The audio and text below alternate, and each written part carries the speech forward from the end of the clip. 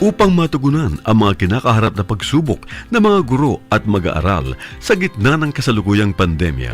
Nagsanib tulong sina Congressman Charlie Cojuangco ng unang distrito ng Tarlac, DEPED Region 3 Regional Director Dr. May B. Eclar at Tarlac Schools Division Superintendent Dr. Ronaldo Pozon para sa isang napapanahong proyekto na tinaguriang Project Shine, Aral TarlakHenyo.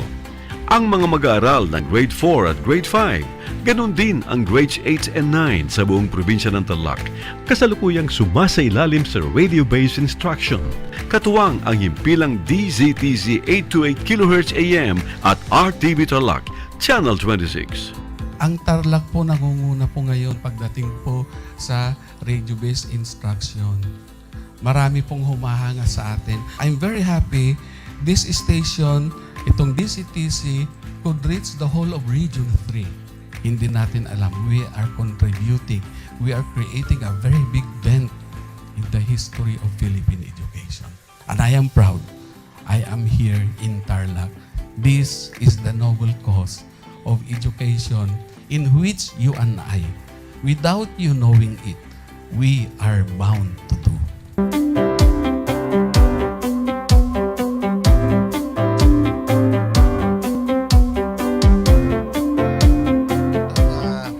Project natin na Project Shine is a natural consequence dahil sa nangyari sa buong mundo. Let's continue to work together. I think it's very Filipino to practice bayanihan in anything or most of the things that we do. And this is a manifestation of that. No? We have private sector, we have DEPED, we have local government, all working together. And I hope the parents of some of these children, especially the parents that did not graduate from school or hindi nakapag-aral nung sila ay bata, sana naman gamitin na nila itong opportunity na mag-schooling na rin sila kasama ng mga anak nila para mag-bonding pati ang mga magulang sa mga bata. I look at this as doing God's work. Diba? So if you do God's work, it feels right. It's righteous. It's for good, not for evil. Good morning and happy learning, grade 4. Welcome to Aral TarlakHenyo here on RTV Tarlac, Channel 26. Simulcast over DZTZ 828, Radio Filipino Tarlac. I am Teacher Mercy Pacheco Bognot. This is Alistair Aidatu. I am Marie Josephine B. Andrade. I am Teacher Princess Marie M. Dueñas, and I will be your teacher broadcaster for today.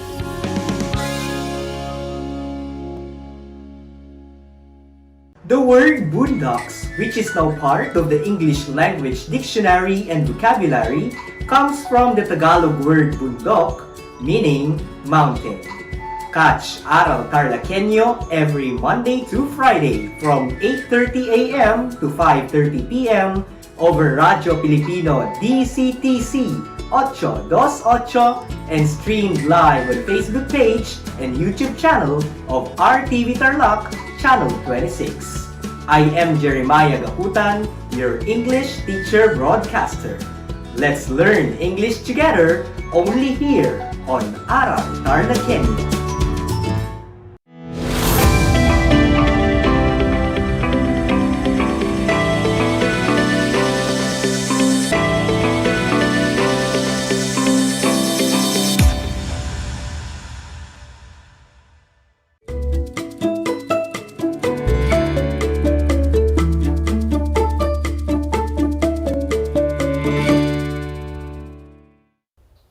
Wonderful day to start the afternoon. I am teacher Jennifer C. Pascual from La Paz National High School, your teacher broadcaster right here at Aral TarlakHenyo, RTV Tarlac Channel 26, simulcast over DZTC 828, Radyo Pilipino, Tarlac. What are we waiting for? Join me in discovering the wonders of the English language. Please have your learning activity sheet with the competency explain visual verbal relationships illustrated in information maps found in expository texts.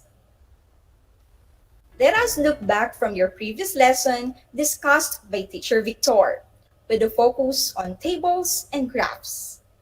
Study the graph flashed on screen and answer the questions that follow. Remember to write all your answers on your English lecture notebook or on a piece of paper. Label them properly according to the corresponding activities. Meanwhile, for those who are watching via Facebook Live, you can also comment down your answers. On this graph, it shows the 3 different levels with corresponding number of enrollees. Now, let's try to answer 5 questions. Question number 1. What information does figure 1 present?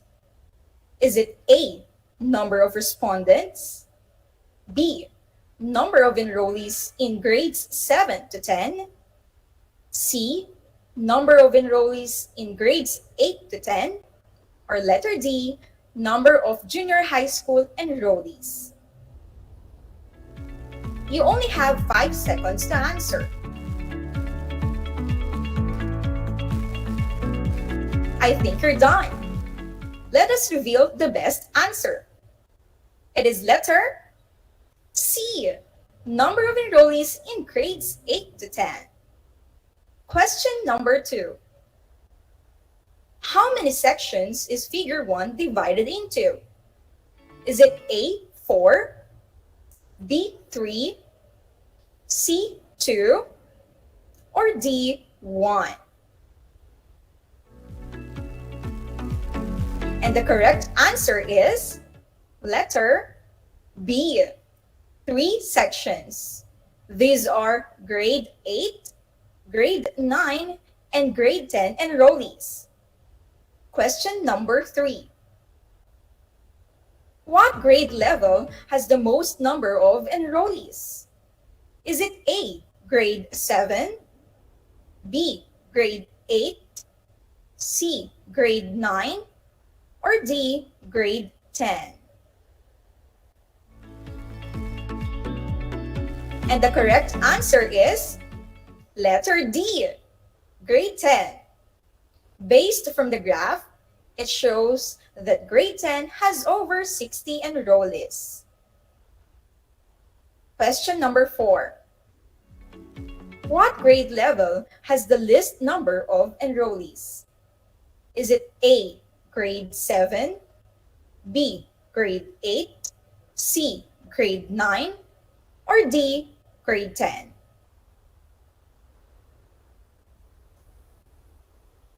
The correct answer is letter C, grade 9. Based from the graph, it shows that grade 9 has 10 enrollees. Question number 5. What type of graph does the data present? Is it A, pie chart, B, line graph, C, flow chart, or D, bar graph?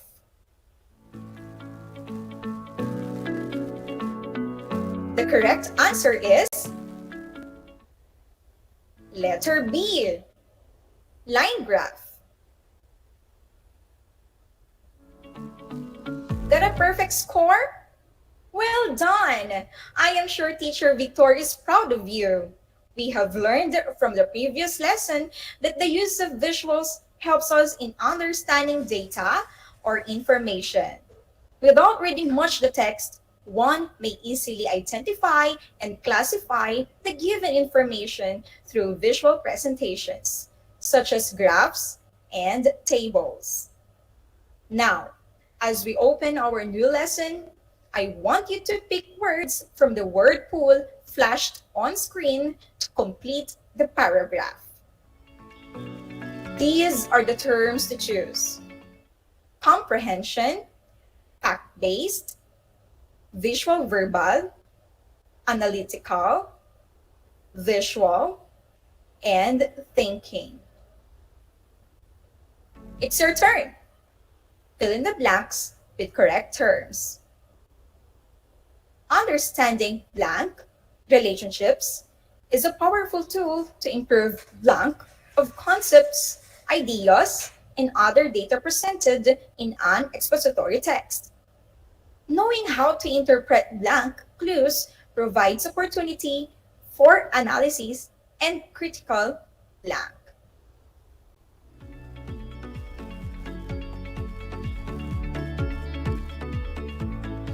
Are you done? Let's check your answers. Number 1, it is visual verbal. For number 2, comprehension. For number 3, visual. And 4, thinking. It goes like this. Understanding visual verbal relationships is a powerful tool to improve comprehension of concepts, ideas, and other data presented in an expository text. Knowing how to interpret visual clues provides opportunity for analysis and critical thinking. Did you choose the right terms? That's nice. I'm happy to know that you could understand the value of visual verbal relationships. But let's take a look first with the 5 different information maps, our new lesson for this afternoon. And after the discussion, we will practice your analysis and critical thinking skills.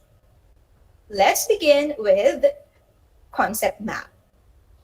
It is a graphical tool that visually represents relationships between concepts and ideas. Most concept maps depict ideas as boxes or circles which are structured hierarchically and connected with lines or arrows. This is how it looks like. One is drawn with circles and one is formed with boxes. The most important thing is to connect the relationship between concept and ideas. Let's have an example. One believes that ideas written in circles around the bigger one are connected to the word triangle. Where it is closed, it has straight sides and has 3 sides. Isn't it easy to remember? Let's have another example of a concept map formed with boxes. The main concept is about trees, where it is connected to the ideas that trees give oxygen and wood. Oxygen is also important to humans, plants, and animals, while wood is used to make paper, houses, and furniture. Let us now move to brace map. It is used for something concrete that can be broken into components or subparts. It shows part to whole relationship. This is how it looks like. You will start your whole item on the left side and breaking it into parts on the right-hand side. This example shows that books have bindings, covered, and have pages.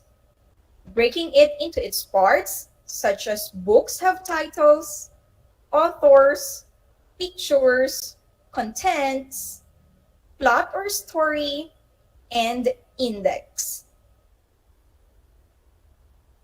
The next information map is double bubble map. It is used to identify points of similarity and difference. This is how it looks like. 2 ideas being compared are written in the 2 larger center circles. Outside bubbles contain things that are only possessed by relevant to one of the 2 ideas, items, or events. The ideas are spiders and bats. Their similarities are they are both superheroes, insects, and color black. While outside bubbles contain their differences such as spiders are poisonous, arachnids, and spin webs. Bats can fly, pollinate fruit, and they are mammals. Fourth one is thematic map. It is a type of map that portrays the geographic pattern of a particular subject matter in a geographic area. This usually involves the use of map symbols to visualize selected properties of geographic features that are not naturally visible, such as temperature, language, or population. This map shows the northern part of the Philippines.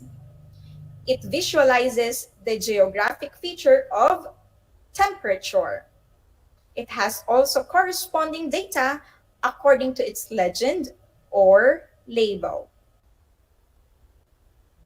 This is the map of the Philippines and its corresponding dialect or dialects. Lastly, the story map. It is a web map that has been thoughtfully created, given context, and provided with supporting information. The center of the web are the title of the story and its author.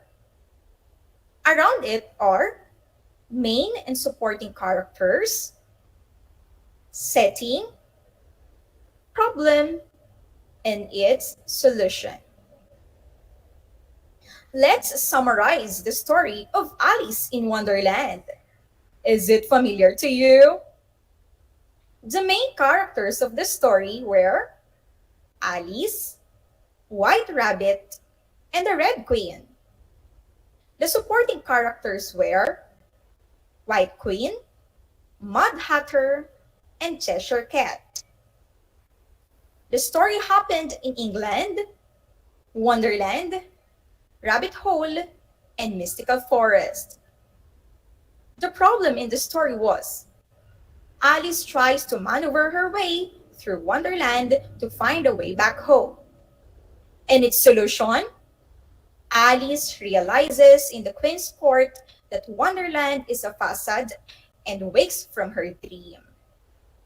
There you have it! Those are the 5 information maps that can develop our critical thinking skills found in expository texts. I believe that you are ready to explore the world of visuals. Let's do Activity 1, Catchy Matchy. Match the data samples in column A with their best graphical representations in column B. You can see column A and column B flashed on your screen. To help you select the right answers more quickly, let's read the choices in column B first and choose among those in column A. Are you ready?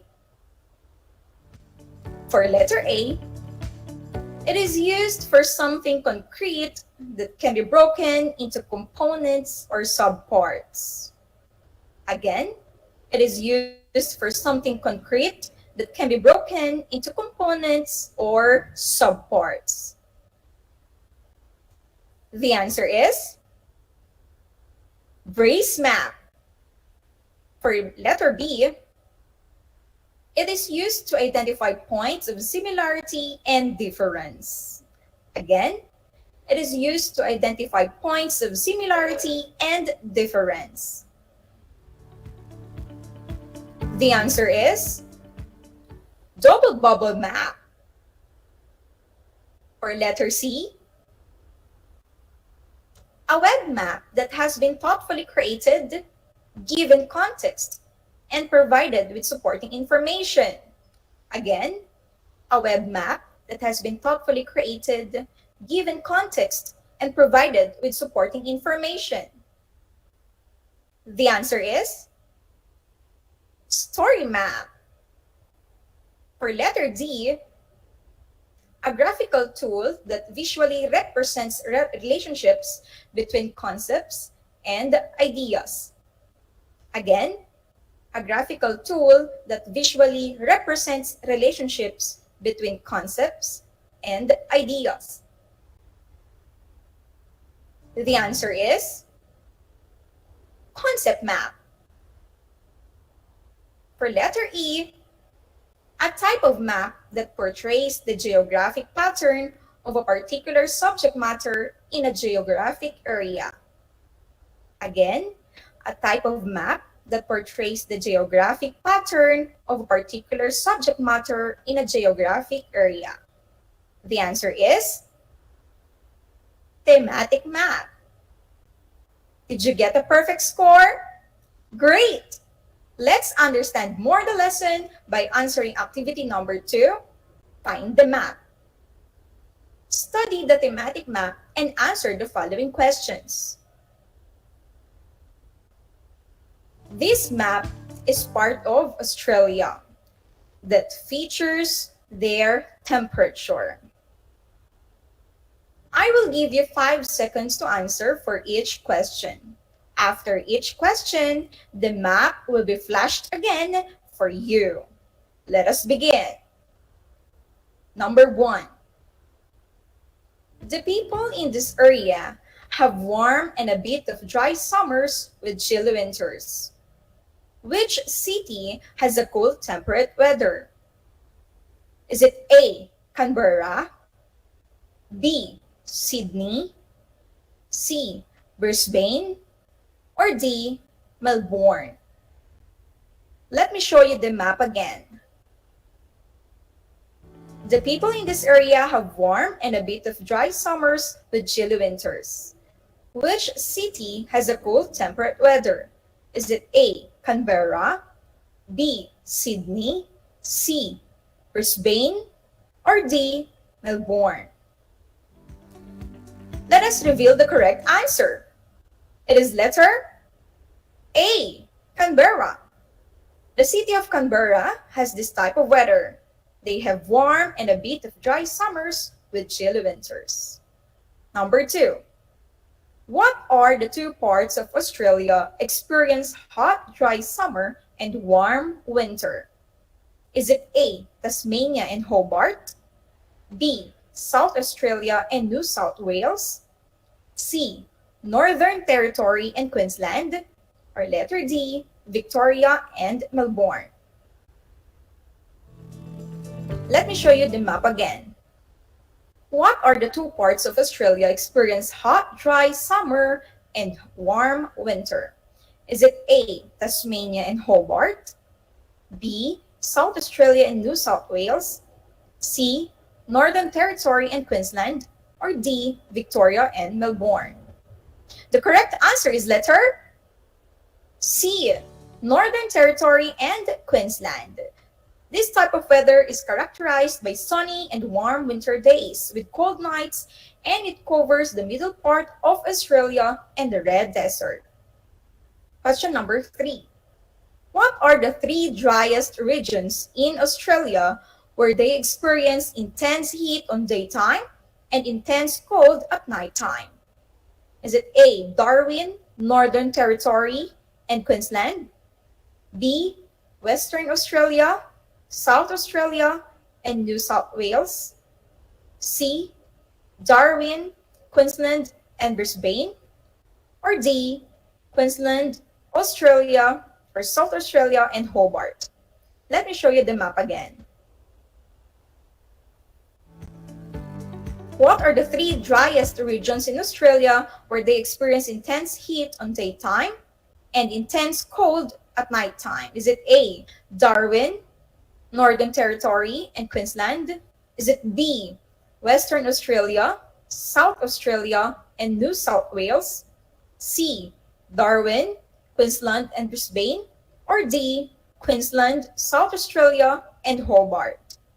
The correct answer is letter B, Western Australia, South Australia and New South Wales. Question number 4. In what part of the country do the people experience hot and humid climate? Is it A, Perth, B, Adelaide, C, Sydney, or D, Darwin? Let me show you the map again. In what part of the country do the people experience hot and humid climate? Is it A, Perth, B, Adelaide, C, Sydney, or D, Darwin? The correct answer is letter D, Darwin. The northern part of Australia is the tropical region. The weather affects Darwin with hot and humid. For number 5, how could this thematic map help you in answering the questions mentioned? Construct one sentence to express your opinion. Did you get 4 correct answers? That's very impressive. I'm confident that you have mastered our lesson. At this point of time, join me as we apply what we have learned by doing Activity 3, Pop the Cloud. Read and understand the story, The Dog at the Well. Pick out the best points inside the cloud as you organize your ideas using a story map. Let me read the story, The Dog at the Well by Harshita Makvana. A dog and her pups lived on a farm where there was a well. The mother dog told the pups, do not go near the well or play around it. One of the pups wondered why they shouldn't go to the well and decided to explore it. He went to the well, climbed up the wall, and peeked inside. In there, he saw his reflection and thought it was another dog. The pup saw that the other dog in the well, or his reflection, was doing whatever he was doing and got angry for imitating him. He decided to fight with the dog and jumped into the well, only to find no dog there. He barked and swam until the farmer came and rescued him. The pup had learned his lesson. What an interesting story, right? I believe that not only the pup had learned his lesson, but also we had. Now, pop the cloud by picking out the best point per element stated in a story map. While stating the questions, you may do your own story map. What is the title of the story? Who is the author? Who are the main characters? The supporting characters? Where the story happened? What was the problem encountered? How it was being solved?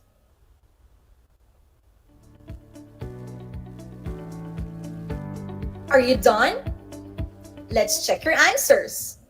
The title of the story is The Dog at the Well, written by Harshita Makvana. The main characters are the mother and the puppies. The supporting character is the farmer. The story happened in the farm and the well. The problem encountered is the pup decided to fight with the dog and jumped into the well. It was solved by the farmer who rescued the pup. You are brilliant if you answered them correctly. That was a wonderful journey in learning English with you, my dear grade 8 learners. For your assignment, do activity 4, Let Us Strengthen. Refer to the excerpt of a short story, The Dog at the Well. Break down your ideas about the characteristics of a puppy by using concept map. I hope that you have fun. By ending this, do not forget this proverb, never stop learning because life never stops teaching. Once again, live here at La Paz National High School, this has been your teacher broadcaster in English 8, Miss Jennifer Cruz Pascual, always reminding you to always pray to keep COVID away. Keep safe, everyone, and have a great day.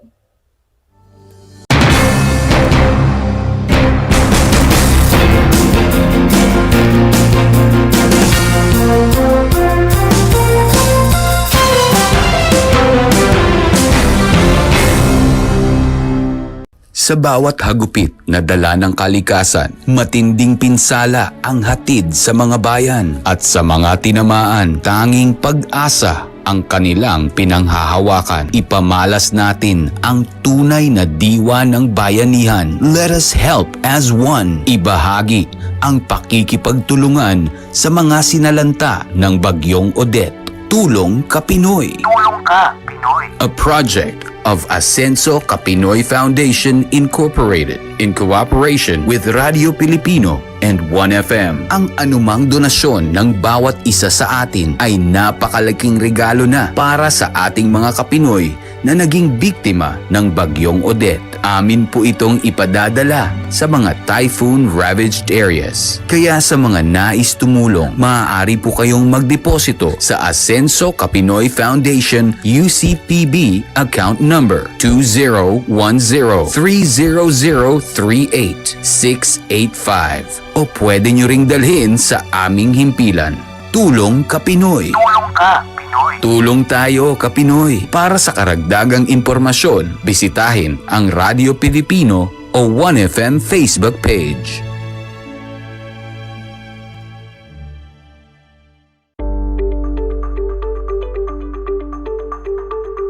Sa pagnanais na mapigilan ng ating pamahalaan ang pagdami ng bilang ng mga kaso ng COVID-19, binuo ang One Hospital Command Center o OHCC upang mas mabilis na matugunan ang medikal na pangangailangan ng ating mga kababayan. Bukas ang OHCC 24 oras araw-araw. Tumawag lamang sa mga hotline nito sa 0919-977-3333 o 0915-777-7777 o 02-886-50500. Maaari ring i-download ang Pure Force Citizens app sa Android o iOS upang mabilis na matugunan ang sinumang nangangailangan. Layon din ng OHCC na maiwasang mapuno ang kapasidad ng bawat ospital. Kaya't kung ikaw ay kinakailangang tumawag sa OHCC, mabibigyan ka ng libreng preliminary consultation. Para sa mga nangangailangan ng emergency quick response, makikipag-ugnayan ang OHCC sa DOH Bed Tracker at sa mga ospital upang makahanap agad ng pinakamalapit na bakanteng ospital. Ang transportasyon o ambulansya naman ng ospital na inirefer ng OHCC sa pasyente ang siyang susundo sa bahay nito. Kaya't kapag ikaw ay nakakaranas ng anumang sintomas ng COVID-19 o nangangailangan ng agarang tulong medikal, tumawag lamang sa OHCC at handa silang tumulong sa lahat ng oras.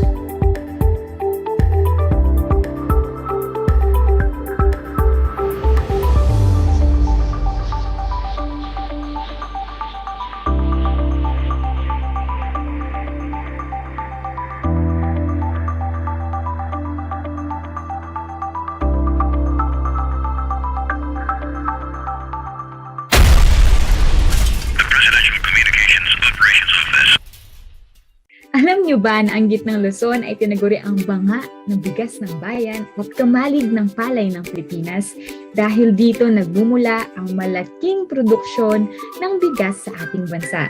Ito ay binubuo ng mga lalawigan ng Aurora, Bataan, Pampanga, Nueva Ecija, Zambales at Tarlac. Ugaliin nating manood ng Aral TarlakHenyo Lunes hanggang Biyernes alas 8:30 ng umaga hanggang alas 5:30 ng hapon.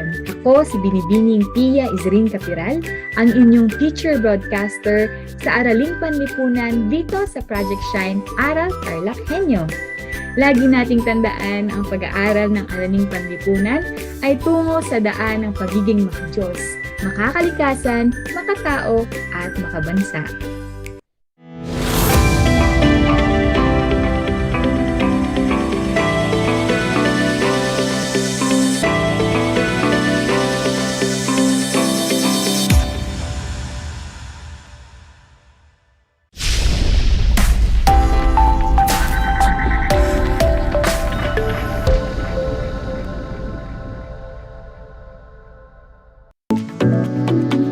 Welcome sa ating Aral TarlakHenyo ng Schools Division of Tarlac Province. Hatid sa inyo ng RTV Tarlac Channel 26 at sa bayang naririnig sa DZTC 828 Radio Pilipino Tarlac.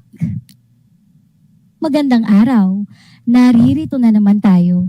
Patuloy na nagsisikap at nagpupunyagi na maging makadiyos, makatao, makakalikasan at makabansa. Kumusta na kayo mga ginigiliw kong mag-aaral? Ang aking pagbati at paghanga sa inyong masidhing pagpupunyagi at patuloy na pag-aaral sa himpapawid upang matuto sa kabila ng hamon ng pagkakataon, ang COVID-19 pandemic. Ako ang inyong teacher broadcaster sa Araling Panlipunan Grade 8, Ginang Jennifer Okoma Hanoya mula sa lungsod ng Tarlac. Naririto para gabayan kayo at samahan kayong unawain ang ating paksa sa araw na ito. Mga giliw kong mag-aaral, muli kong ipinapaalala ang ating kasunduan bago ang talakayan. Una, siguraduhin kayo ay nasa komportableng lugar habang nakasubaybay sa Aral TarlakHenyo. Pangalawa, ihanda ang CP ng inyong Module 5, papel at ballpen na gagamitin sa ating pag-aaral. At panghuli, iwasan ang paggawa ng ibang bagay at ituon ang sarili sa paksang tatalakayin. Batid kong kayang-kaya nyo iyang gawin. Ayos ba mga giliw kong mag-aaral? Sa puntong ito, atin munang balikan ang naging paksa noong Martes. Pakinggang mabuti ang mga tanong at tukuyin ang salitang inilalarawan ng bawat pahayag. Isulat ang sagot sa sagutang papel. Sa mga nakasubaybay sa FB Live, maaari ninyong ilagay ang tamang sagot sa comment box. Mayroon lamang akong 3 katanungan, kaya handa na ba kayo? Unang tanong.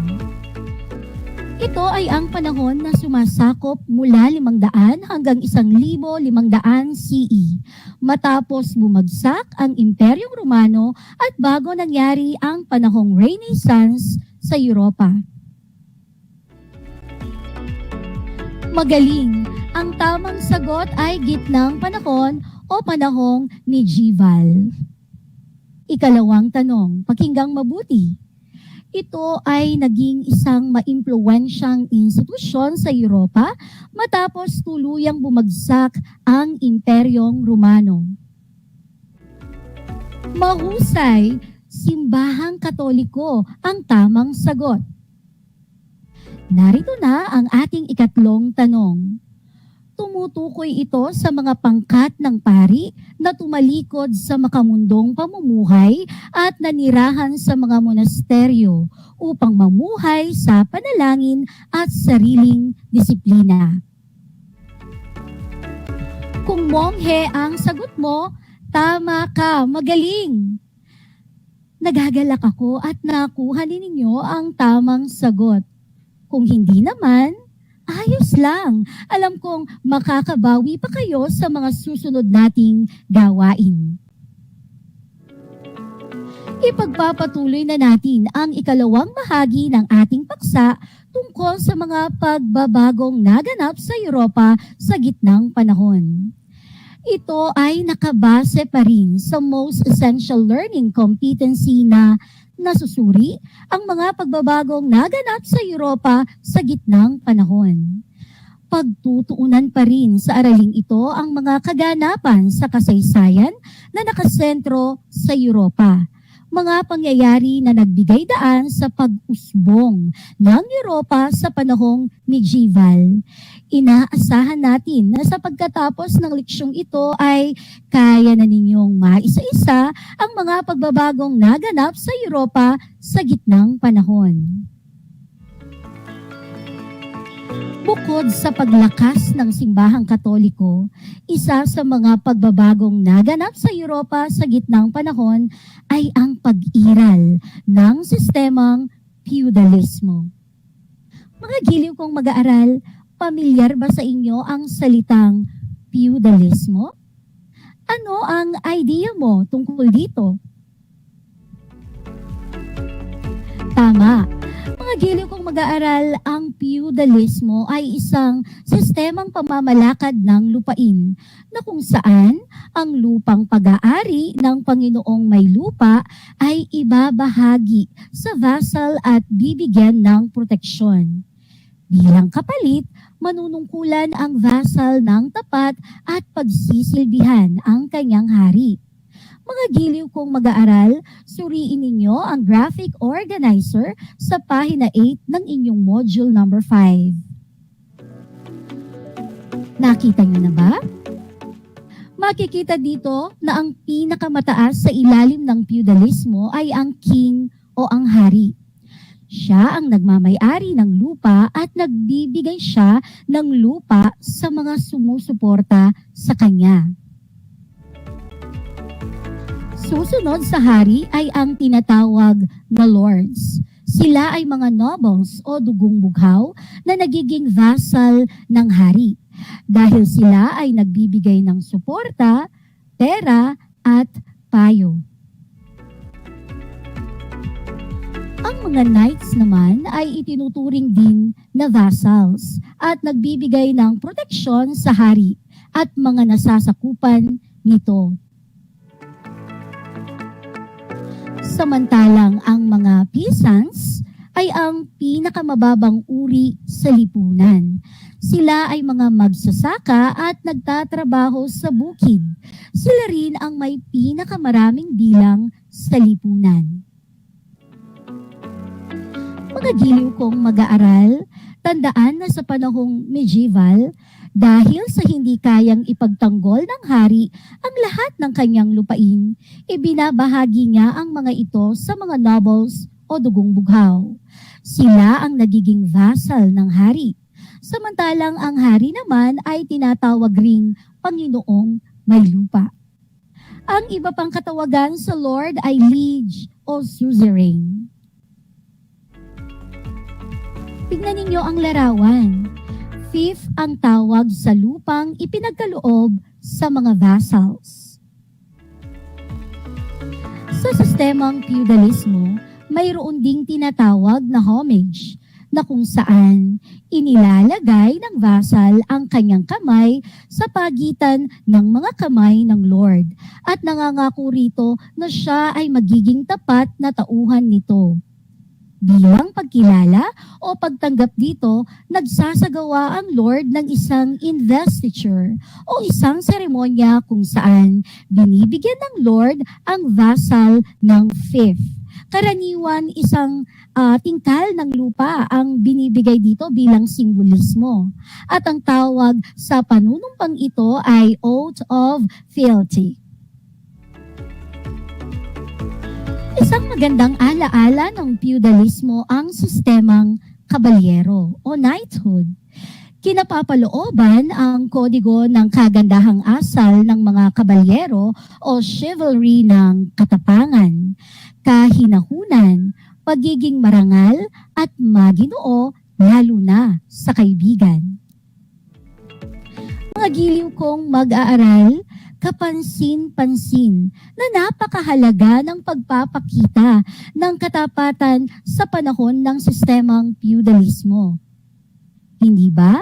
Maging sa kasalukuyan, sa ating pagkikipagkapwa, ang pagiging tapat ay isang pagpapahalaga na dapat lagi nating isinasabuhay. Sang-ayon ba kayo? Mabuti kung ganoon. Nahahati sa tatlong pangkat ang lipunang Europeo sa panahong feudalismo.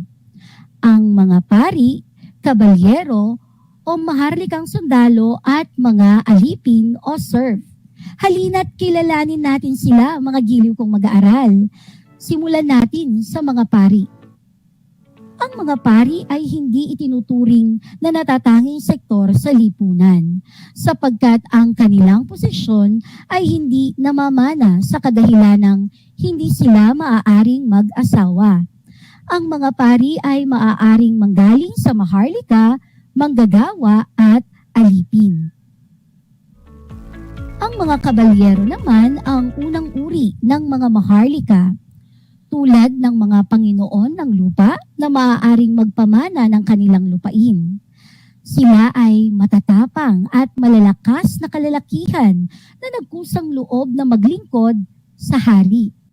Sila ay pinagkalooban ng lupa bilang kapalit ng kanilang paglilingkod.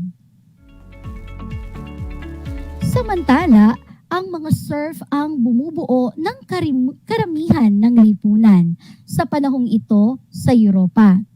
Sila ay nananatili sa kanilang lupang sinasaka. Napilitan silang magtrabaho sa lupain ng kanilang mga Panginoon nang walang bayad. Lahat ng kanilang gawain ay dapat alam ng kanilang Panginoon.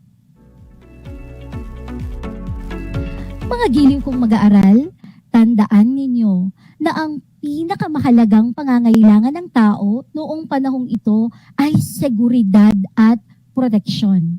Kaya umiral ang sistemang feudal o sistemang feudalismo sa Europa. Bukod sa paglakas ng impluwensya ng simbahang Katoliko at pag-iral ng sistemang feudalismo, isa sa mga mahalagang kaganapan sa Europa sa panahong medieval ay ang pagkakatatag ng Holy Roman Empire.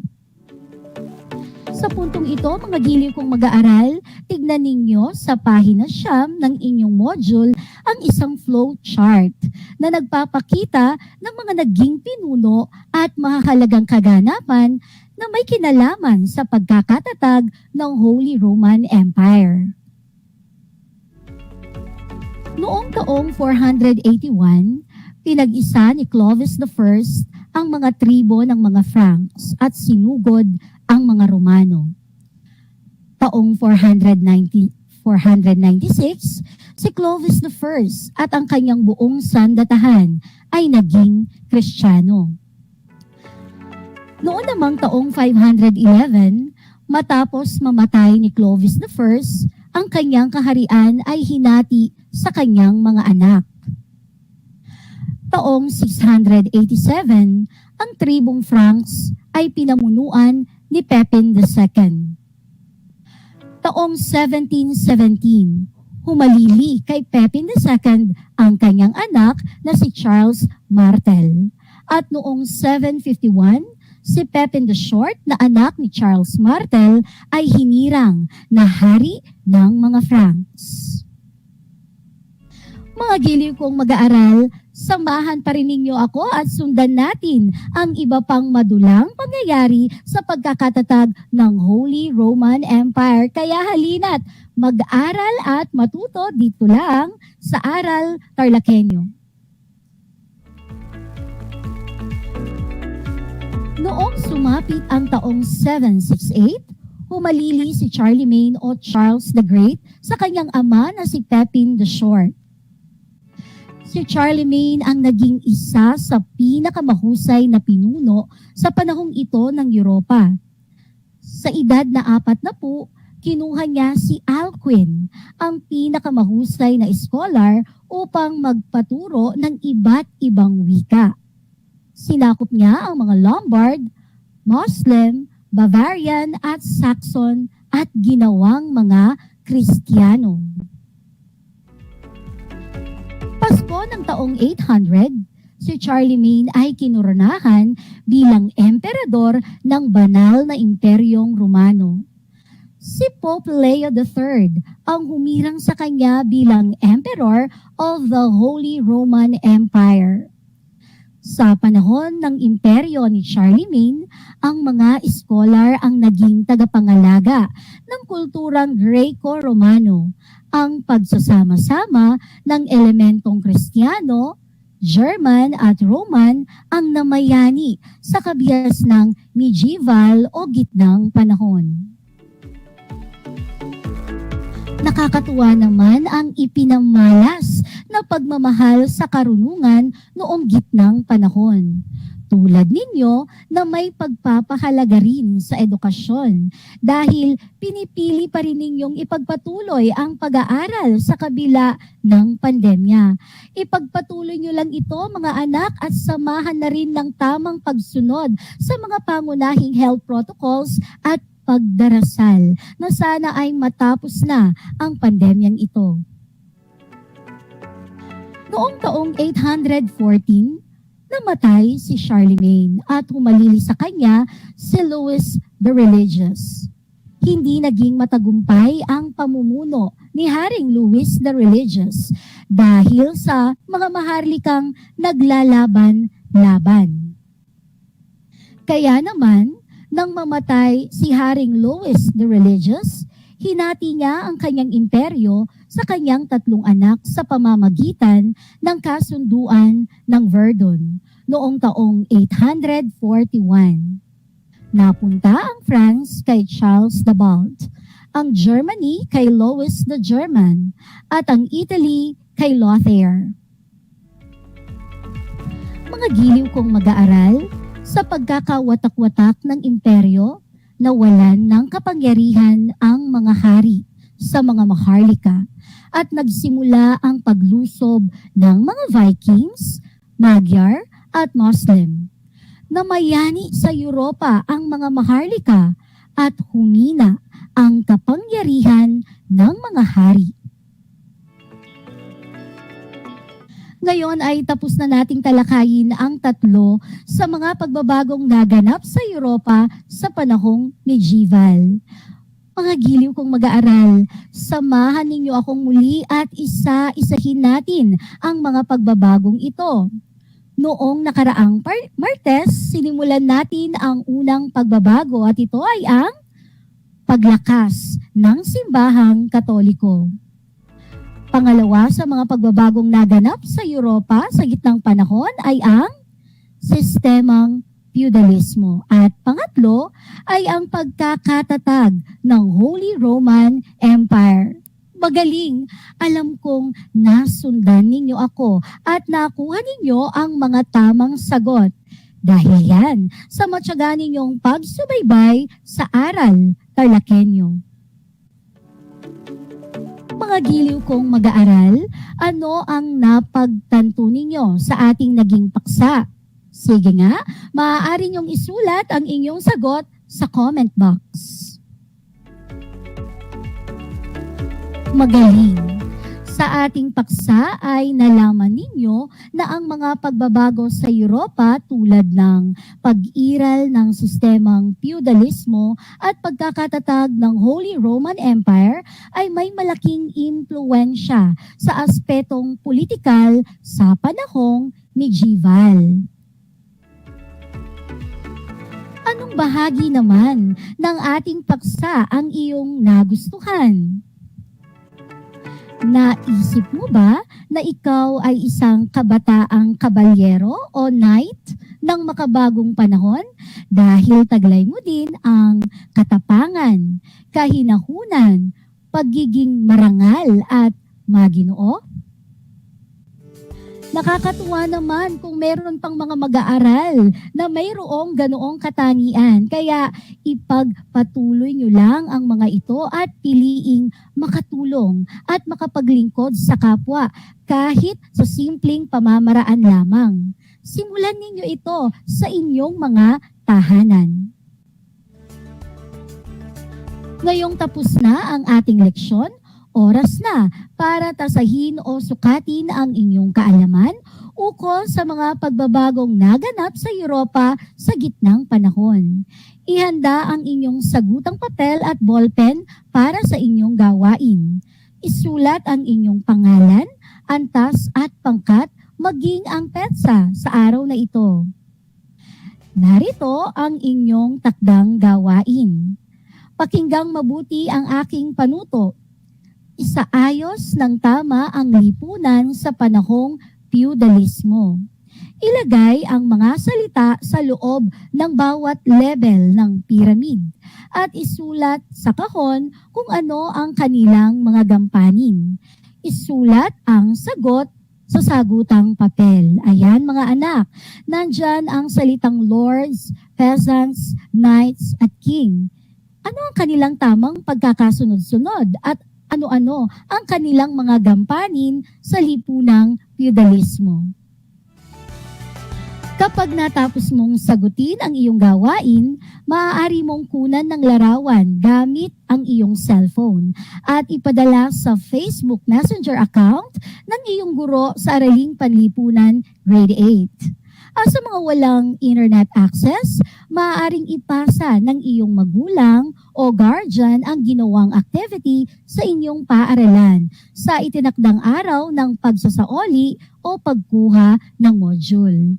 Tandaan na napakahalaga ng pagsunod sa mga health protocols gaya ng pagsusuot ng face mask, paghuhugas ng kamay, at ang physical distancing sa pagsasaoli at pagkuha ng module. Isang leksyon na naman ang ating natapos talakayin sa Araling Panlipunan Grade 8. Upang mas maunawaan ninyo ang ikalawang bahagi ng ating aralin ukol sa mga pagbabagong naganap sa Europa sa gitnang panahon, basahin ninyong muli ang pahina 5 hanggang pahina 10 ng Module 5. At para sa susunod nating aralin tungkol sa krusada at manorialismo, huwag kalimutang pag-aralan ang nilalaman ng pahina 10 hanggang pahina 11 ng inyong module. Inaasahan ko na kayo'y natuto sa ating talakayan sa araw na ito. Muli, ako ang inyong naging guro sa Araling Panlipunan Grade 8, Kinang Jennifer Ocoma Hanoya, na nagsasabing, ang pag-aaral ng Araling Panlipunan ay daan sa pagiging makadiyos, makatao, makakalikasan, at makabansa. Hanggang sa muli.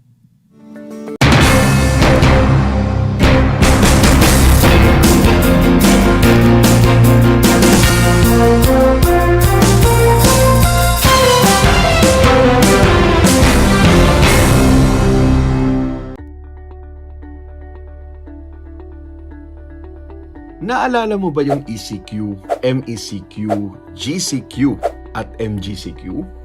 Ngayon, dalawa na lang ito, ECQ at GCQ na lamang. Sa ilalim ng GCQ, meron tayong tinatawag na COVID-19 Alert Level System. Ito ay bahagi ng pinakabagong Community Quarantine Classification, kung saan may alert level system na nahahati sa 5. Ang level ay nababase sa case transmission, total bed utilization rate at ICU utilization rate ng isang syudad o munisipalidad.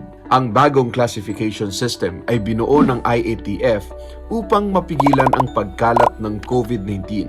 Ito ay nakabase sa mga alituntunin ng 3C strategy na closed, crowded at close contact. Ang bagong sistema ay sinusubukan pa lang sa Metro Manila gamit ang Alert Level 4. Pero ano nga ba ang mangyayari sa level na ito? Tulad ng dati, mayroon pa ring mga bawal lumabas. Ito ay ang mga taong ang edad ay mababa sa 18 taong gulang. Mga may edad na higit sa 65. Mga may immunodeficiency, comorbidities o iba pang mga health risk. At mga buntis, maliban kung lalabas sila para sa essential goods at services. At kung sila ay nagtatrabaho sa mga industriya o opisina na pinapayagang mag-operate.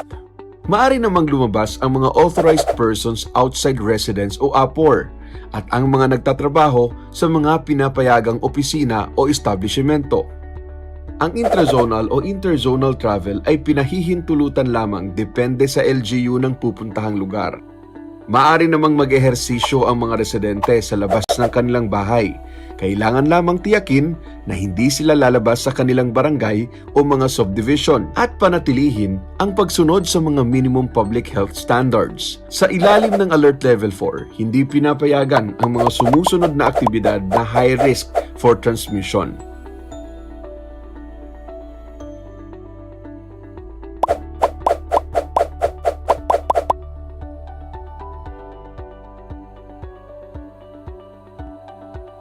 Pinapayagan pa rin namang mag-operate ang ilang essential stores tulad ng grocery at butika. Para sa mga restaurant, maaaring mag-dine-in sa alfresco o outdoor restaurants, pero hanggang 30% capacity lamang.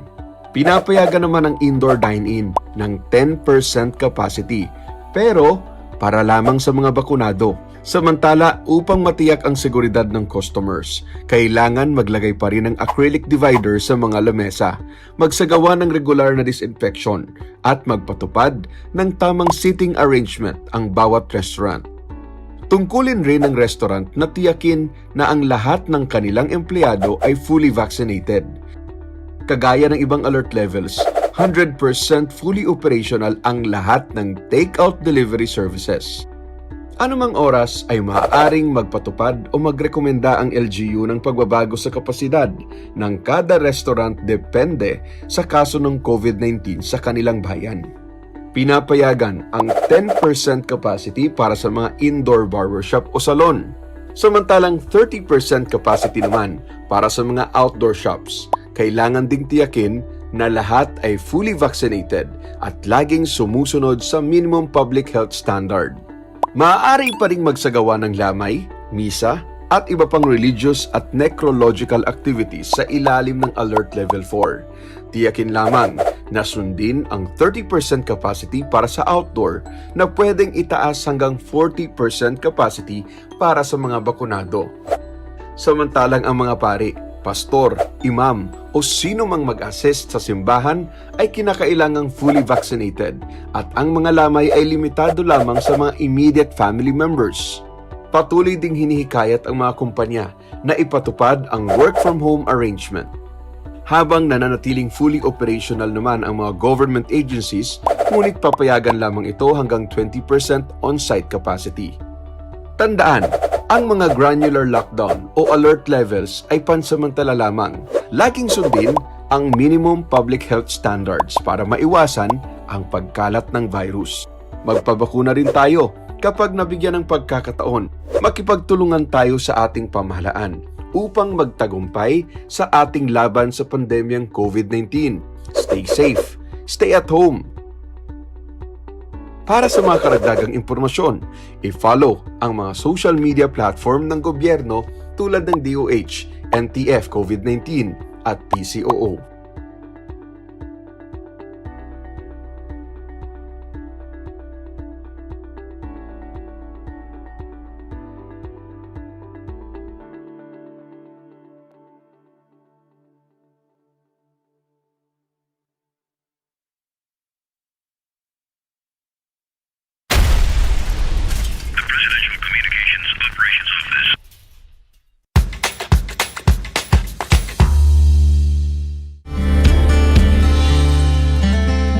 Alam niyo ba na ang Pilipinas ay mayroong 7,641 islands? Mula sa bilang na 7,107 islands, nadagdagan ito ng 534 na isla noong 2017. Tanging 2,000 lamang sa mga islang ito ang natitirhan.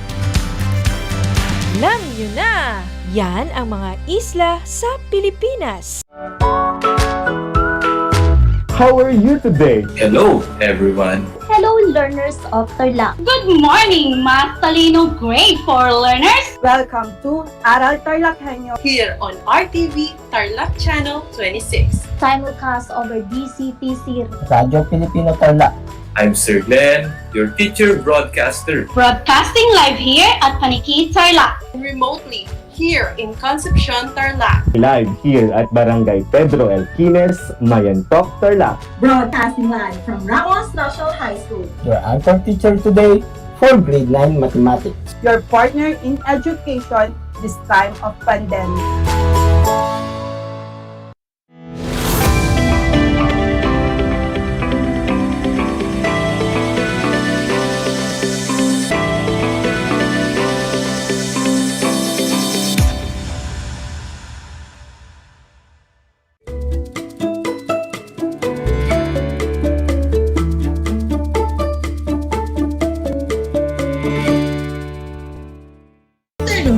Learners, welcome to Aral TarlakHenyo, here on RTV Tarlac, Channel 26. simulcast over DZTC, Radyo Pilipino Tarlac. You can also watch and join us in a new learning experience by Facebook Live of RTV Tarlac Facebook page. This is Sarah Jane Constantino, your teacher broadcaster in TLE Grade 8 Caregiving. Broadcasting live here at Estrella Aquino National High School, formerly Caluluan High School Annex, Concepcion, Tarlac. Join me as we learn together in 25 minutes filled with knowledge and skills. My dear learners, how are you doing today? I hope you are all doing great and in good health while learning with us. At this point, I want you to prepare your module in caregiving as well as your pen, paper, and notebook so you can take down some notes as we go along with our lesson for today. Make sure that you are in a comfortable place, free from unnecessary noise so that you can listen to our lesson very well. Stay focused and just enjoy the lesson. Are you ready now? Great, let's do this. Before we start, let us look back on the lesson that we have on our previous lesson. Do you still remember our topic last meeting? Last time, we discussed about the different types of hazards. So let's start identifying them by looking at these pictures. What type of hazard is on the first picture? You're correct. It is physical hazard.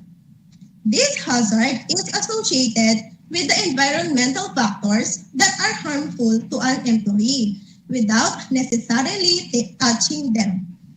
They are usually easy to detect, however, very often are neglected because people are too accustomed to them. So examples of physical hazards are electrical hazard and less loud noise, and spills on floors or tripping hazards. Next picture shows what type of hazards. Very good. It is biological hazard. It comes from working with animals, people, or infectious materials. This is, therefore, one of the most common hazards that a caregiver faces. How about the next picture? It shows what type of hazards. Good job! It is ergonomic hazard.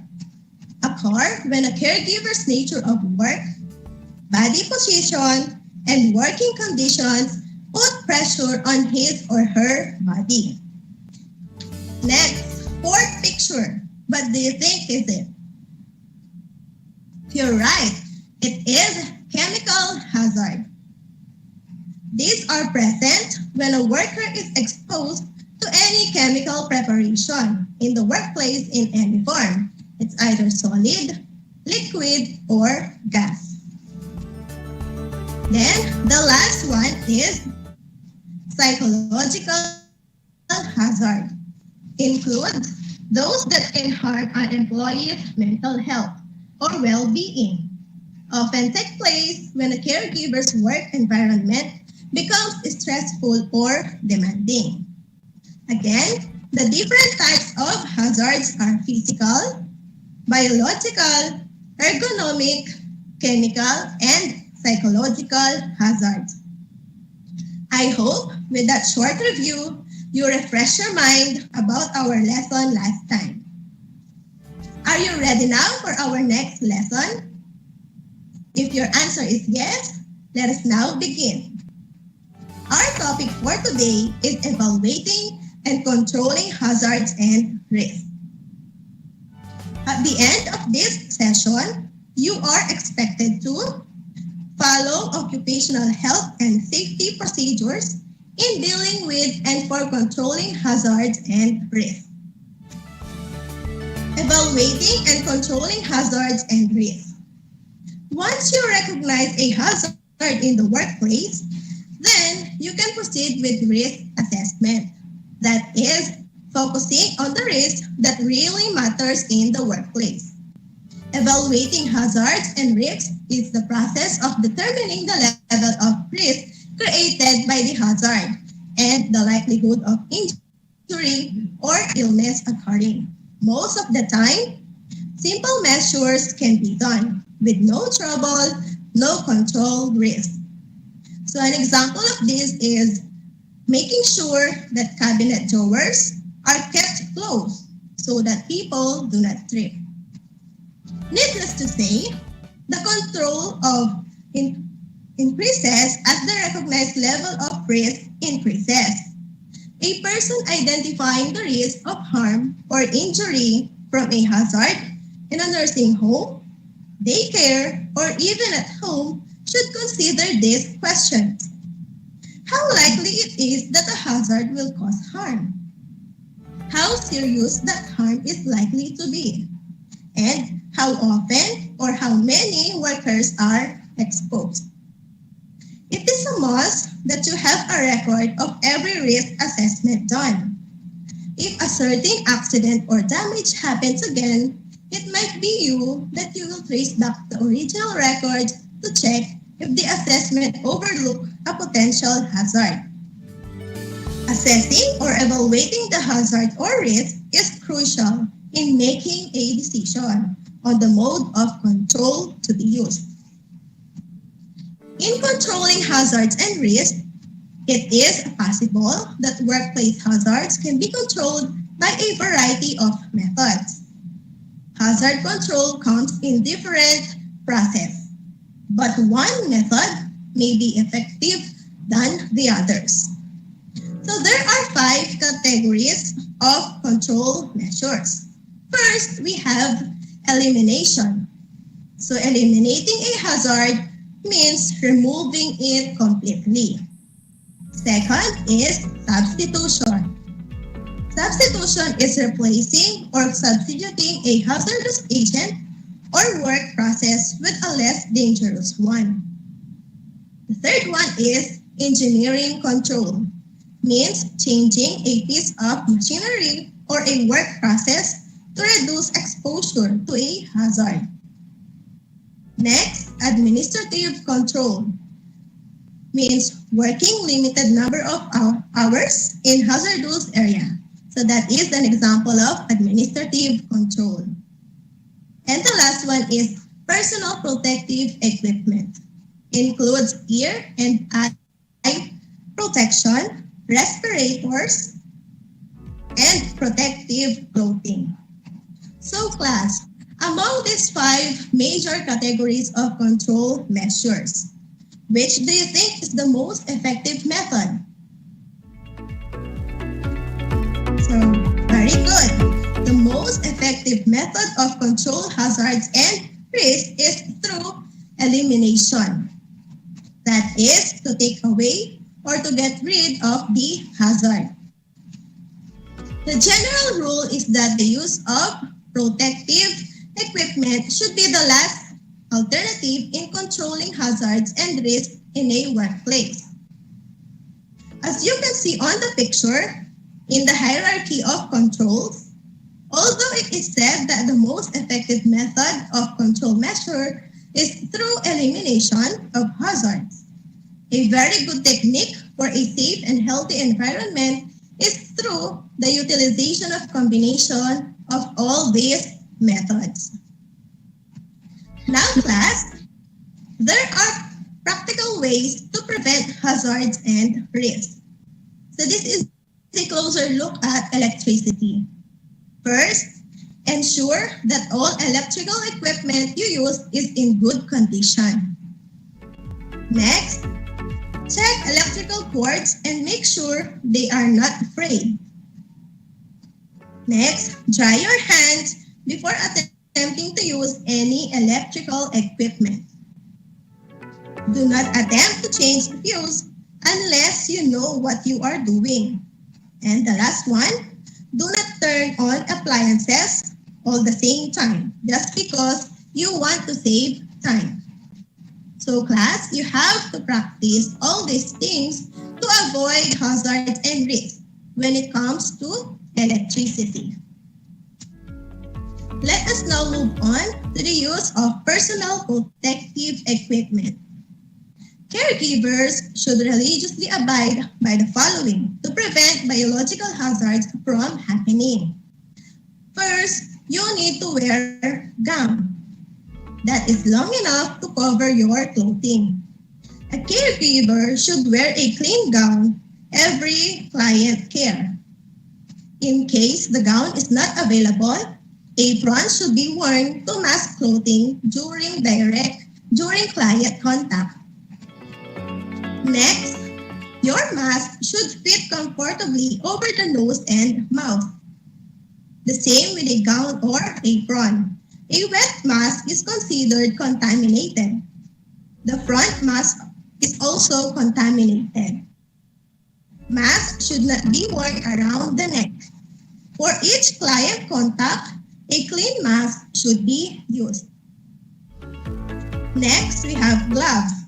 Gloves should be used when issue on contamination is present. Also, when a caregiver has open wound on the hands, it is a must that he or she use gloves. To complete the personal protective equipment of a caregiver, he or she also needs shoes cover, goggles, and hairnet to protect his or her whole body from any biological hazards. We will now go to the proper hand washing. As you touch people, other objects and surfaces, there is a possibility that you contaminate your hands. The germs that have accumulated when touching things may be the means for you to get sick and spread illness to others. The importance of hand washing comes in. It is by far the best and simplest way to prevent germs from spreading and to keep the people around you from getting sick. Though it is said that hand washing is in the first line of defense against the spread of illnesses, you should be aware of the proper way of doing it. The following steps will help you in performing proper hand washing to rid yourself of germs in no time. So step 1, prepare your materials before washing your hands. So what are these materials? We have paper towel, bar or liquid soap. Step 2, turn on the faucet and wet wrist and hands thoroughly. Use a generous amount of soap. Third step, rub your hands together and between fingers. Do not forget the surface of your hands, palms, the spaces between fingers, and above the wrist. Do this process for at least 20 minutes. 20 seconds. You may want to sing Happy Birthday twice slowly to make sure you attain the minimum number of seconds in washing your hands. Step 4, clean your nails by rubbing the soap lather through them. If your nails are long, use a soft stick or the nails of the other hand to remove the dirt under them. Step 5, rinse your hands thoroughly under running water. Remember to rinse from above the wrist down to the fingers. Step 6, use a paper towel to dry hands and discard immediately. And the last step, use a new paper towel to close the faucet, being careful not to contaminate your hands. For you, class, to easily follow the proper hand washing, let's watch this short video clip.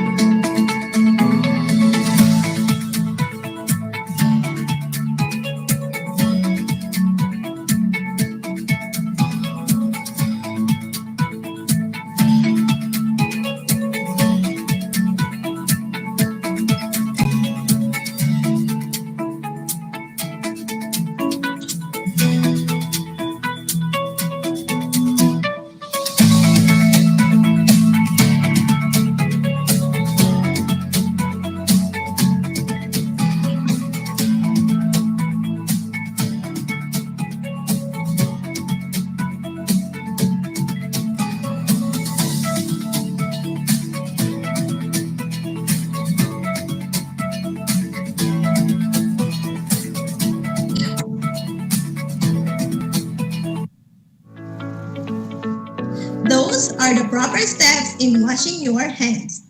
Make sure to follow them, especially now that we are still on pandemic brought by the COVID-19.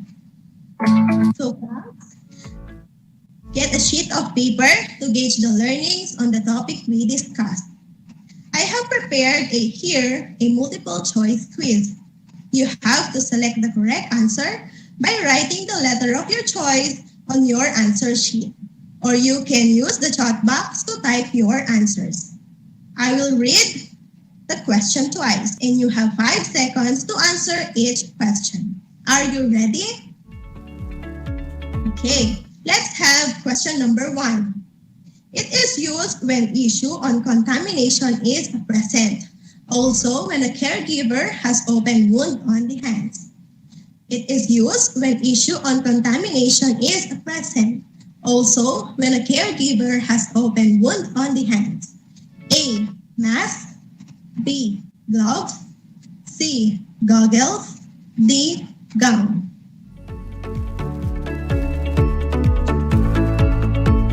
Question number 2. What is the most effective method of controlling hazards and risks? What is the most effective method of controlling hazards and risks based on the hierarchy of control? A. Elimination. B. Substitution. C. Engineering control. D. Personal protective equipment.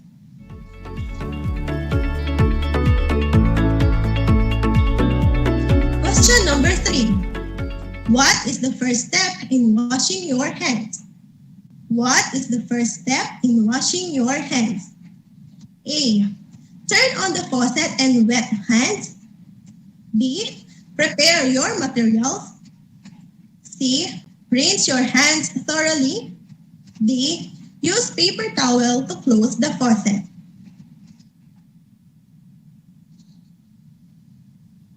Question number 4. It is used to cover your clothing. If this is not available, you can use apron. It is used to cover your clothing. If this is not available, you can use apron. A. Gloves. B. Mask. C. Gown. D. Shoes cover.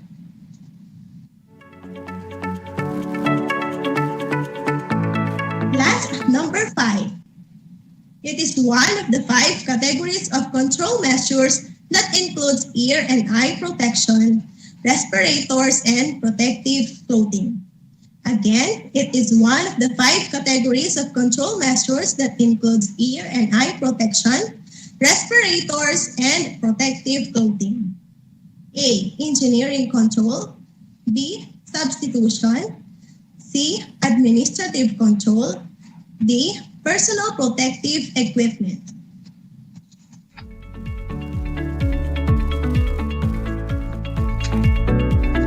Are you done, class? Let us now check your answers. For number 1, it is used when issue on contamination is present. What is your answer? The correct answer is letter B, gloves. Number 2, the most effective method to control hazards and risks. The answer is letter A, elimination. Number 3, the first step in washing your hands. The answer is letter B, prepare your materials. Number 4, it is used to cover your clothing. What is your answer? Okay, the answer is letter C, gown. Number 5, the correct answer is letter D, personal protective equipment. This includes ear and eye protection, respirators, and protective clothing. Okay, count the number of correct items. For those who got a perfect score, congratulations! You did a great job.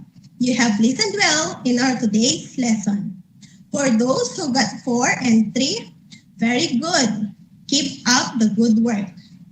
For those who got 2 and below, that's still okay. Don't lose hope and keep trying. Please get your module and review your answers, okay? Hopefully, you learned a lot on our topic for today and apply this new learning in your daily life. That was a great learning experience with you, grade 8 learners. Thank you for listening.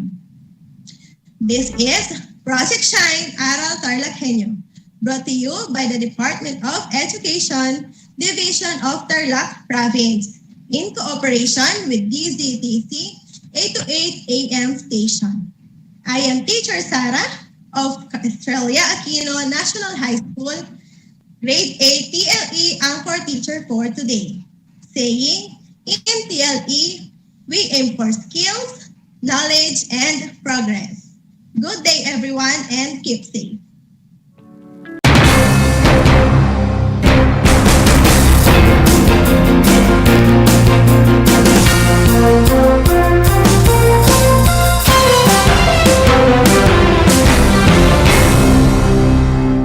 Nais mo bang magpabakuna? Alam mo bang may mga tinatawag na priority eligible groups? Sa bawat priority group, may mga sektor na nakahanay. Kung ikaw ay kabilang dito, wag nang magdalawang isip pa. Halina't magpabakuna na. Simula Hunyo, sisimula na ang pag-roll out ng mga bakuna sa A5 group o ang mga nabibilang sa indigent population. Ito ay ang mga kabilang sa mahihirap na populasyon base sa listahan ng National Household Targeting System for Poverty Reduction o NHTSPR o iba pang verification mechanisms ng local government units. Kaya kung ikaw ay nabibilang sa grupo na ito, tumawag o makipag-ugnayan sa inyong LGU upang malaman ang mga detalye tungkol sa inyong vaccination program katulad ng petsa, oras at lugar kung saan ka magpapabakuna. Humingi ng medical clearance sa inyong doktor kung ikaw ay may autoimmune disease, HIV, cancer, malignancy, dumaan sa organ transplant, kasalukuyang dumadaan sa steroid treatment o nakaratay sa higaan. Huwag kalimutan ang iyong proof of eligibility o mga dokumentong nagpapatunay na ikaw ay kasama sa priority group na ito. Huwag din kalimutang dalhin ang iyong government ID, pati na ang face mask, face shield, sanitizer at ballpen bago ang iyong vaccination. At paalala, pagkatapos ng pagbabakuna, huwag mag-atubiling magtanong na makaragdagang impormasyon tungkol sa bakuna na ginamit sa iyo. Hingin at itago ang contact information ng personnel na tatawagan kung sakaling ikaw ay makaramdam ng seryosong side effects. Huwag rin kalimutan ang vaccination card at alamin ang petsa ng iyong second dose ng pagbabakuna. Higit sa lahat, ugaliin pa rin sundin ang minimum public health standards tulad ng wastong paghuhugas ng kamay, pagpapanatili ng safe physical distancing, at pagsusuot ng face mask at face shield. Ano pang hinihintay mo? Tara na sa Vida Vaccination!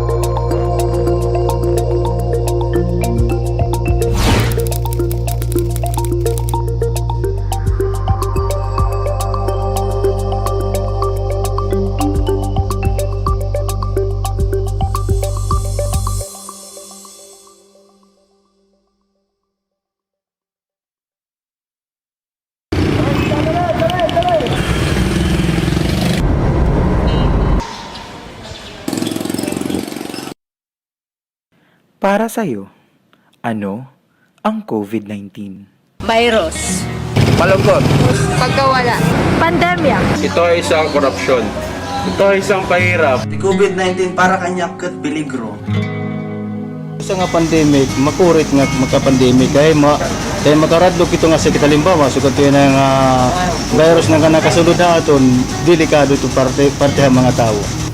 Pandemic ngayon para bundaga dapat ito nga distruso habang ko sa kalibutan. Ikaw, paano ka makakatulong?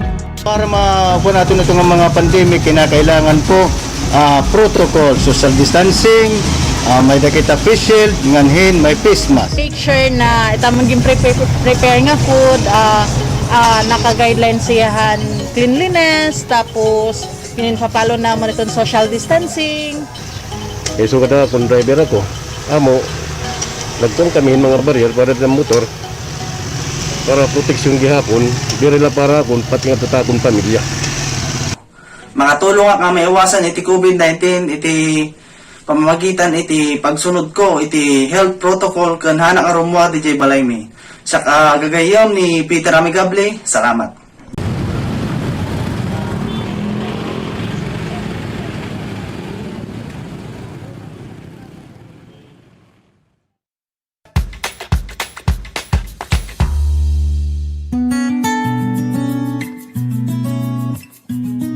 Alam niyo ba na ang kinikilalang Guinness Book of World Records holder bilang pinakamaliit na commercially harvested fish ay isang sinarapan?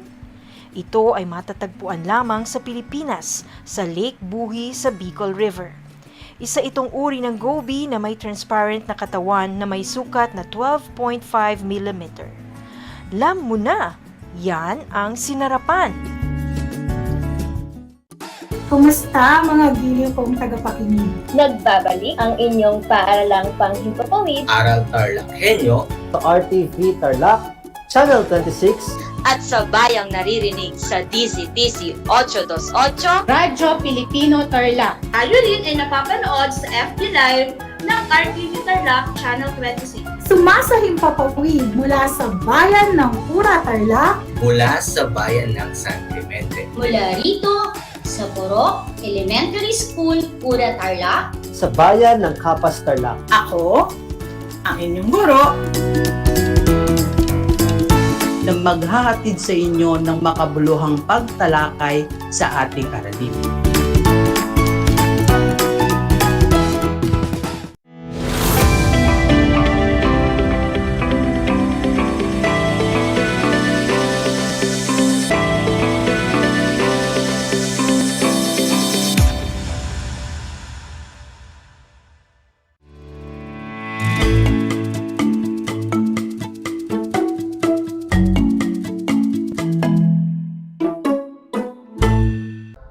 Broadcasting live from Victoria, Tarlac. You are watching Aral TarlakHenyo here on RTV Tarlac, simulcast over DZTC 828 Radio Filipino Tarlac. You can also watch us live via Facebook page and YouTube channel on RTV Tarlac Channel 26. Hello, grade 8 learners. I am Juliana Sabado Razon, your teacher broadcaster for Health Grade 8. Join me for 25 minutes of meaningful learning experience on air. Before we begin, I have some study tips to maximize remote learning. First, find a comfortable place that is far from noise so that you will hear me loud and clear. Next, get all the materials you will need while watching or listening to our broadcast. Listen attentively and be interactive. You may use the comment box below if you have questions. You may also type your answers in the comment box during activity time. Grade 8 Health for second quarter is about family life. For this afternoon, you are expected to explain the importance of maternal nutrition, prenatal and postnatal care. Discuss the importance of newborn screening, the APGAR scoring system, and the essential newborn care protocol. Recognize the importance of immunization in protecting children's health and the advantages of breastfeeding for both mother and child. Before going to our lesson for today, let us have a review of the previous lesson. Kindly get your activity sheets and let us answer activity number 1. Multiple choices. Write the letter of the correct answer in your activity notebook. For question number 1. It is the time when a new cell is formed during fertilization. It grows and develops into a baby in the woman's uterus. A. Pregnancy. B. Fertilization. C. Lactation. Or D. Ovulation. What is your answer? The answer is letter A. Pregnancy. Very good. Question number 2. It is a reproductive process where the genes of the father and the mother merge to form a single cell. A. Pregnancy. B. Fertilization. C. Lactation. Or D. Ovulation. What do you think is the correct answer? Letter B. Fertilization. Good job. Question number 3. A phase of pregnancy that occurs from week 13 to week 27. In this period, most women start to look pregnant and begin to wear maternity clothes. It is also the easiest part of pregnancy. A. First trimester. B. Second trimester. C. Third trimester. Or D. Fourth trimester. The correct answer is letter B. Second trimester. Excellent. Question number 4. It is the passage of a baby from its mother's uterus to the outside of her body. The uterus contracts many times and pushes the baby through the vagina and outside the mother's body. A. Birth. B. Labor. C. Fertilization. Or D. Pregnancy. The correct answer is letter A. Birth. Very good. Last question, number 5. It is a common pregnancy complication having a lower than normal number of healthy red blood cells. A. Ectopic pregnancy. B. Anemia. C. High blood pressure. Or D. Premature labor. The correct answer is letter B. Anemia. Very good. How well did you perform in the first activity? Congratulations for those who got perfect score.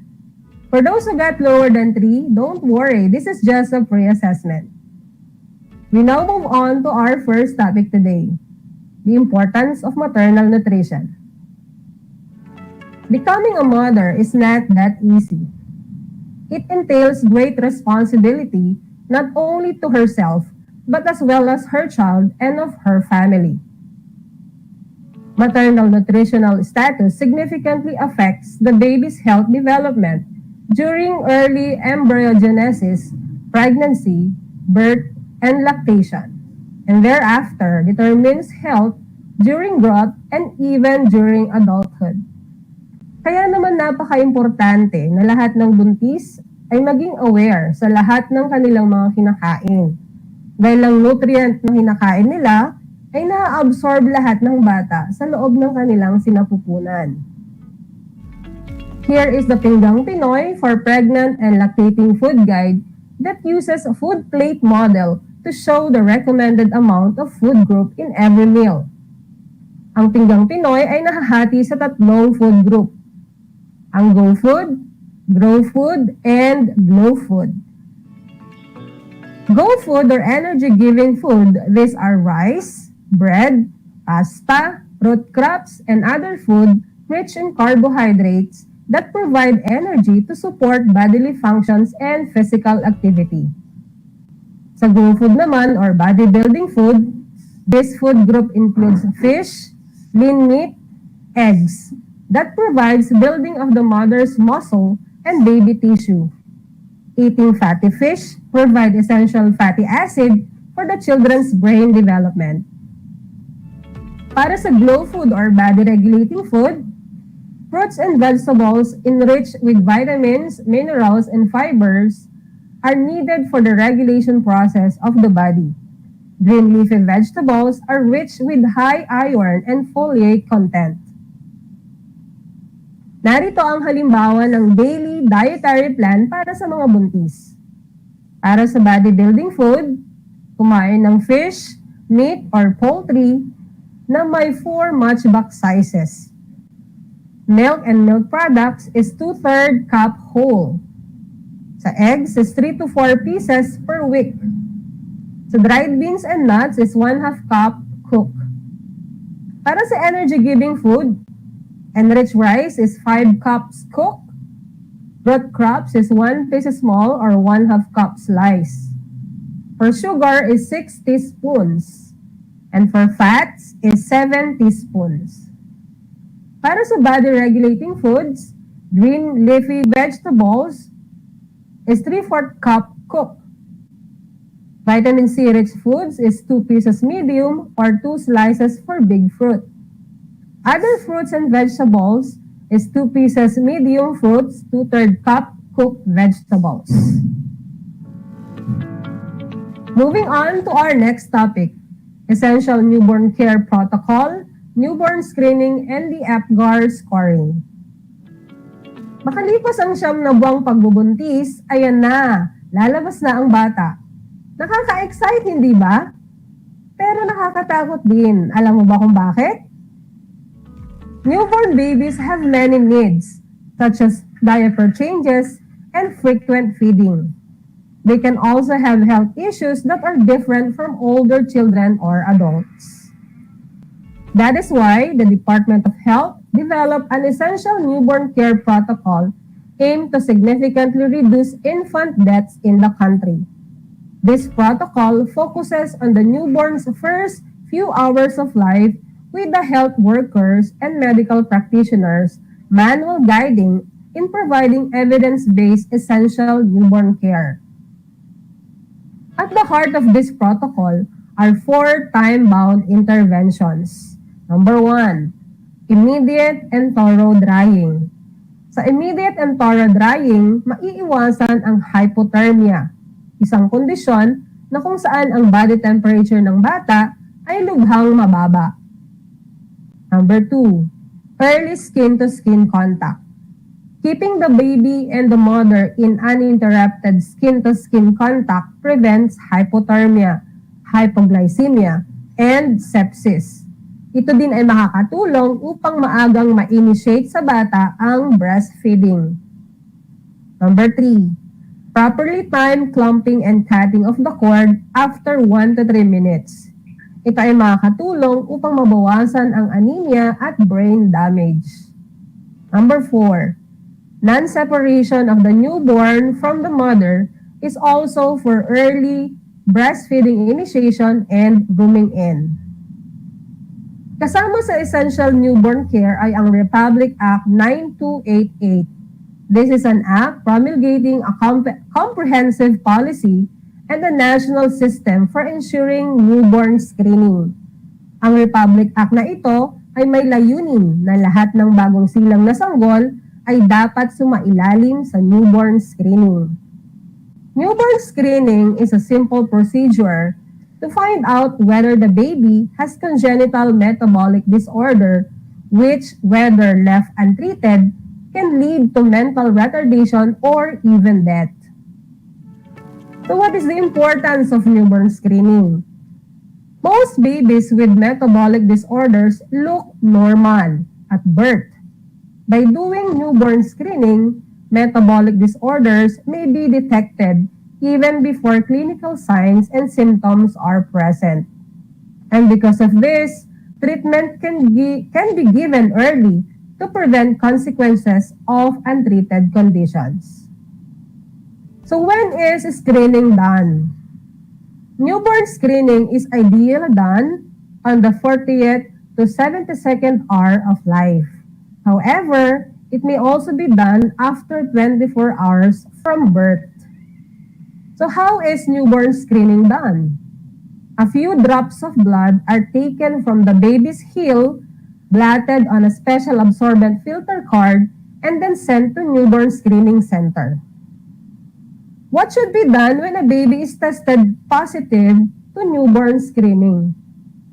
So babies with positive result must be referred at once to a specialist for confirmatory testing and further management.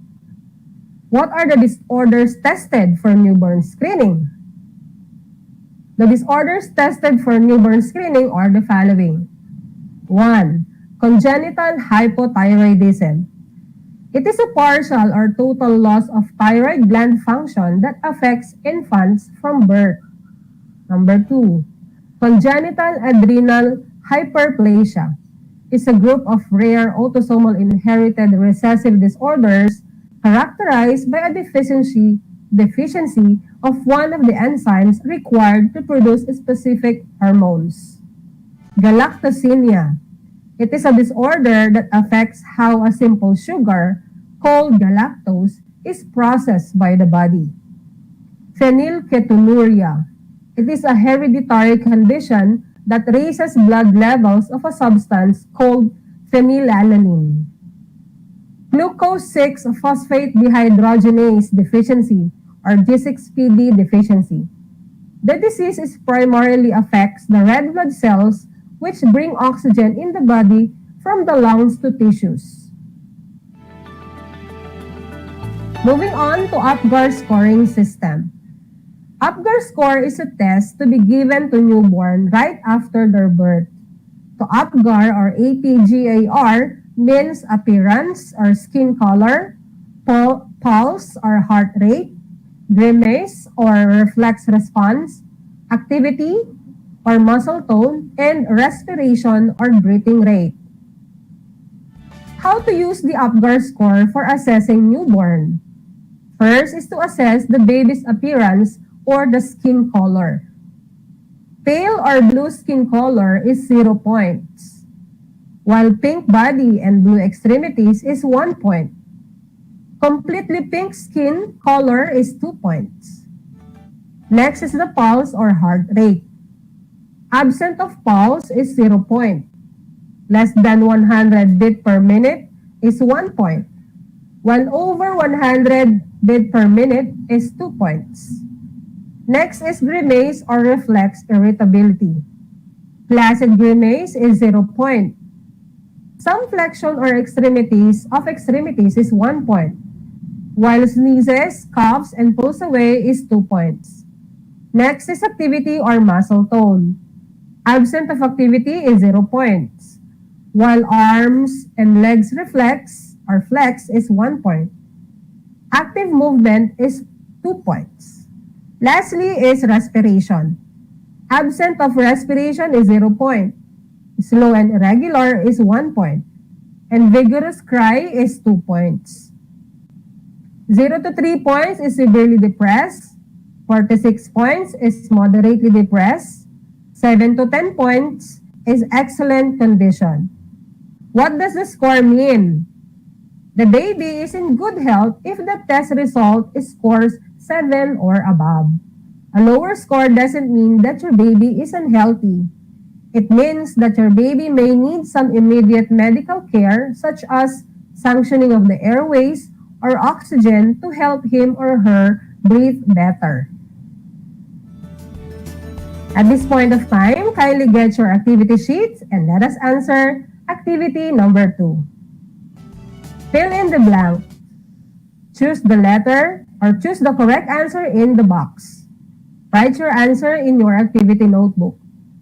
Number 1. Raw food, or also known as blank, includes rice, bread, pasta, root crops, and other food rich in carbohydrates that provide energy to support bodily function and physical activity. What is your answer? The answer is energy-giving food. Very good. Number 2. Raw food or blank include fish, lean meat, eggs that provide building of the mother's muscle and baby's tissue. What is your answer? The answer is body-building food. Excellent. Number 3.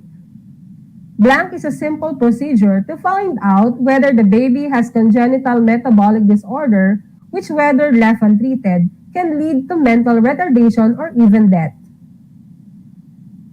What is your answer? The answer is newborn screening. Good job. Number 4. APGAR score is a test to be given to newborn right after their birth.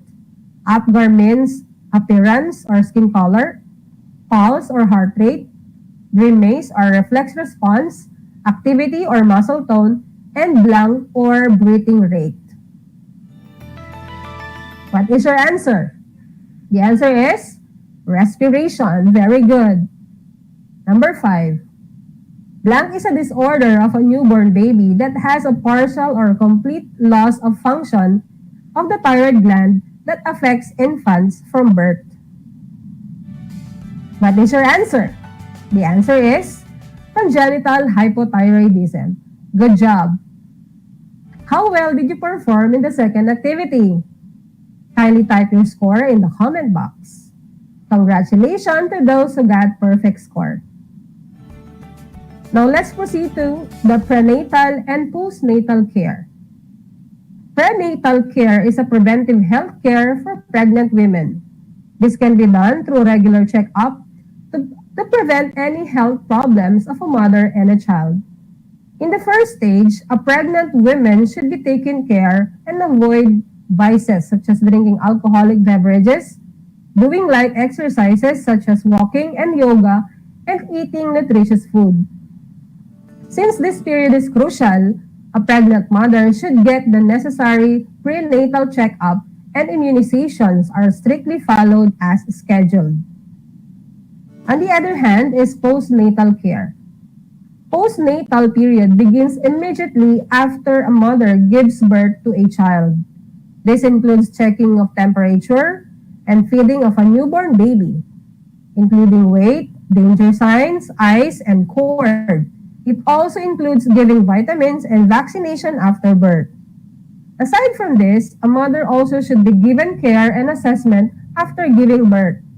This includes plenty of rest to rebuild her strength and proper eating nutritious food. It is important to stay as healthy as possible because it affects the baby's breastfeeding. Moving on to the advantages of breastfeeding and the importance of immunization. Breast milk for a newborn 0 to 6 months is sufficient to meet the nutritional needs. Breastfeeding is the traditional and ideal form of infant feeding, meeting an infant's nutritional needs to his first 4 to 6 months of life. So what are the advantages of breastfeeding? Number 1, human milk is clean. It lowers the risk of intestinal illness and general infection. Number 2, breast milk contains antibodies that help the immune system of the infant become strong. Number 3, it is non-allergenic and easily digested. Number 4, it is economical and nutritious. And number 5, it promotes emotional bonding between the child and the mother. Narito naman ang mga iba't ibang bakuna na ibinibigay sa mga batang 1 taon pababa. Ang BCG ay vaccine laban sa tuberculosis at ang hepatitis B naman ay laban sa HEPA at ito ay parehong ibinabakuna pagkapanganak ng bata. Ang pentavalent vaccine ay laban sa diphtheria, tetano, Hepa B, pertussis, pneumonia at meningitis. At ito ay binibigay para sa mga batang 1.5-month-old para sa first dose, 2.5-month-old para sa second dose, at 3.5-month-old naman para sa third dose. Ang OPV vaccine naman ay laban sa polio na ibinibigay sa batang 1.5-month-old hanggang 3.5-month-old. Ang pneumococcal conjugate vaccine naman ay laban sa pneumonia at meningitis na ibinibigay mula 1.5-month-old para sa first dose, 2.5-month-old para sa second dose, at 3.5-month-old naman para sa third dose. Ang MMR vaccine ay laban sa tigdas, deke at German measles at ibinabakuna sa batang 9-month-old at 1 taon. Sabi nga ng DOH, todo ligtas, maniguro, magpabakuna ng kompleto. Pag kumpleto, protektado. There you have it, students. At this point of time, kindly get your activity sheet and your pen. Let us answer activity number 3. True or false? Write true if the statement is correct and false if it is incorrect. Number 1. It is not necessary for a healthy pregnant mother to have a regular checkup. Is it true or false? What is your answer? The answer is false. Very good. Number 2. Prenatal care includes good nutrition and healthy eating habits during pregnancy. Is it true or false? What do you think is the answer? Good job. It is true. Number 3. Breast milk is the best food since it contains essential nutrients suitable for the infant's need. It is also nature's first immunization, enabling the infant to fight potentially serious infections. Is it true or false? What is your answer? The answer is true. Excellent.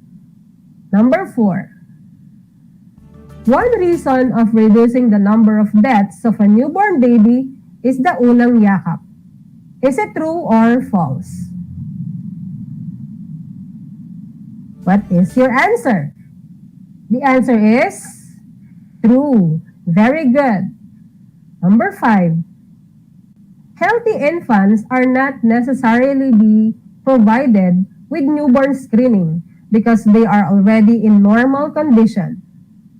Is it true or false? What is your answer?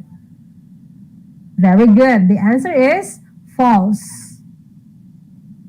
How well did you perform in this activity? Congratulations for those who got perfect score. Don't forget to send your scores to your MAPE teachers.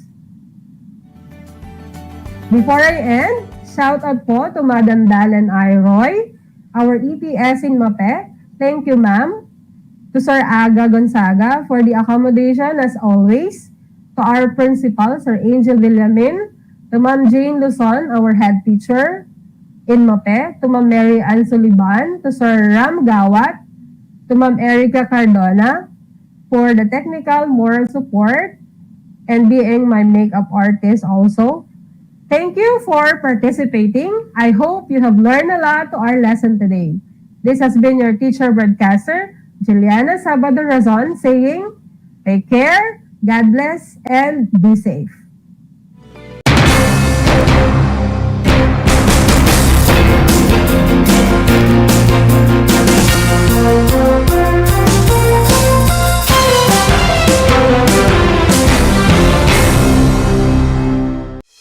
Kinakailangan marinig ang boses ng mga manggagawa. Kailangan mabuo ang kapangyarihan dahil ang gobyernong ito ay ating. Ang bukas ay kailangan ating. natin ang leader ng tama ay paglalaban at ang mali ay lalaban. Hangad kong ibalik ang mapagkaisang paglilingkod ng magbubuklod sa ating bansa. I do not run in promises. I run on sa ating pamahalaan na patuloy na nagsasamantala at nanakaw sa kaban ng bayan. Malapit na kayong magsama-sama. Ipaglalaban ko kayo hanggang dulo. Itataya ko ang lahat. Ibubuhos ko ang lahat na kayang ibuhos. Haharapin na ang tanong at isyu ng bayan. Ilalahad ang kani-kanilang plataporma at programa para sa taong bayan. Sama-sama nating kilatisin ang mga kandidatong tumatakbo sa pagkapangulo. Inimbitahan ang 6 sa kanila. Sino nga ba ang karapat-dapat na mamuno sa bansa? Panatas sa Bayan, the KBP Presidential Candidates Forum, hatid sa inyo ng buong puwersa ng kapisanan ng mga broadcaster ng Pilipinas. Moderated by Karen Davila from ABS-CBN and Rico Hizon from CNN Philippines. At mga panelists na magtatanong at bubusisi sa ating mga kandidato mula sa iba-ibang broadcast at digital news networks. Bombo Elmar mula sa Bombo Radio Philippines. Robbie Alampay mula sa One News. Dan Andrew Cura mula sa Far East Broadcasting Company at Ed Lingao mula sa TV5. Makakasama rin natin ang iba-ibang miyembro ng kapisanan ng mga broadcaster ng Pilipinas mula Luzon, Visayas at Mindanao. Panata sa Bayan, the KBP Presidential Candidates Forum, ngayong February 4, alas 9 ng umaga. Mapapanood sa mahigit 300 estasyon ng radyo at telebisyon.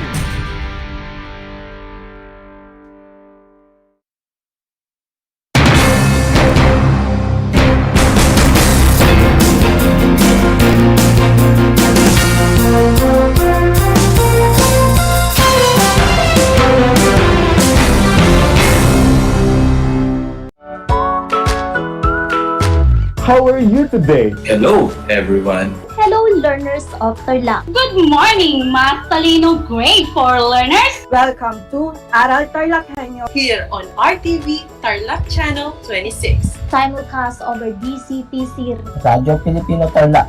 I'm Sir Glenn, your teacher broadcaster. Broadcasting live here at Paniki Tarlac. Remotely here in Concepcion, Tarlac. Live here at Barangay Pedro Elquines, Mayantok, Tarlac. Broadcasting live from Ramos National High School. Your anchor teacher today for grade 9 mathematics.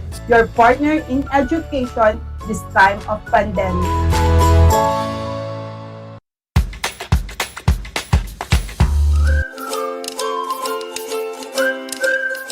Alam niyo ba na ang jeep ay ang pinakasikat na uri ng transportasyon sa Pilipinas? May nagsasabi na ang pangalang jeep ay hango sa salitang jeepy na ang ibig sabihin ay general purpose or government purpose na naglalarawan ng military jeep na ginamit noong World War II. Pagkatapos ng digmaan, iniwan na ng mga sundalong Amerikano ang libu-libong jeep sa kalsada ng Maynila. Ang matibay at makulay na jeepney nga raw ay truly mestizo dahil sa half local at half foreign na katangian nito. Alam nyo na, yan ang jeepney. The word boondocks, which is now part of the English Language Dictionary and Vocabulary, comes from the Tagalog word bundok, meaning mountain. Catch Aral TarlakHenyo every Monday through Friday from 8:30 a.m. to 5:30 p.m.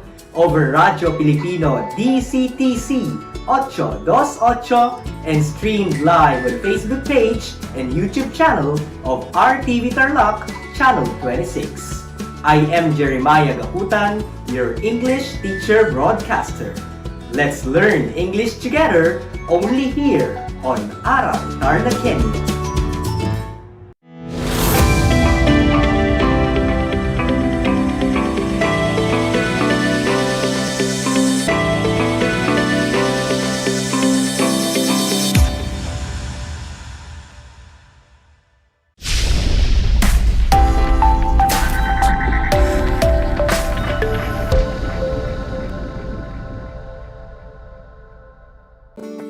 Hello, grade 9 learners! Welcome to another journey of learning. This is Aral TarlakHenyo here on RTV Tarlac Channel 26, simulcast over DZTZ 828 Radio Filipino Tarlac.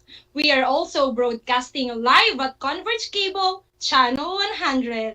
I am Ma'am Sara May HENYO, broadcasting live here in San Jose, Tarlac. And it is my pleasure to be with you in this exciting learning journey in English 9.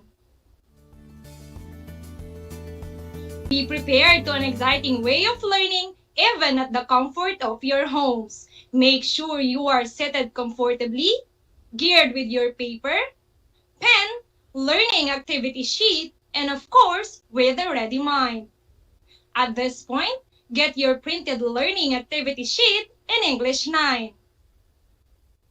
Today, we will discuss about making connections between text to particular social issues, concerns, or dispositions in life. At the end of this lesson, you are expected to identify the 3 types of connections and to make connections between text to particular social issues, concerns, or dispositions in life. In this episode, we will go through 4 activities. Activity 1, let us begin. Activity 2, let us take note. Activity 3, let us apply. And for your post-viewing and listening task, we have Activity 4, let us strengthen. Before we proceed with today's lesson, let's have Activity 1, let us begin. Read the directions with me. Read the first stanza of the poem If by Rudyard Kipling. Choose one among the emoticons flashed on screen to reflect your feelings after reading it. Then, explain the reason behind your chosen emoticon. Are you ready? Let us begin. Let us now read the first stanza of the poem If by Rudyard Kipling.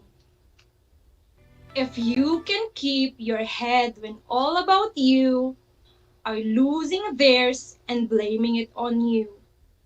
If you can trust yourself when all men doubt you, but make allowance for their doubting too.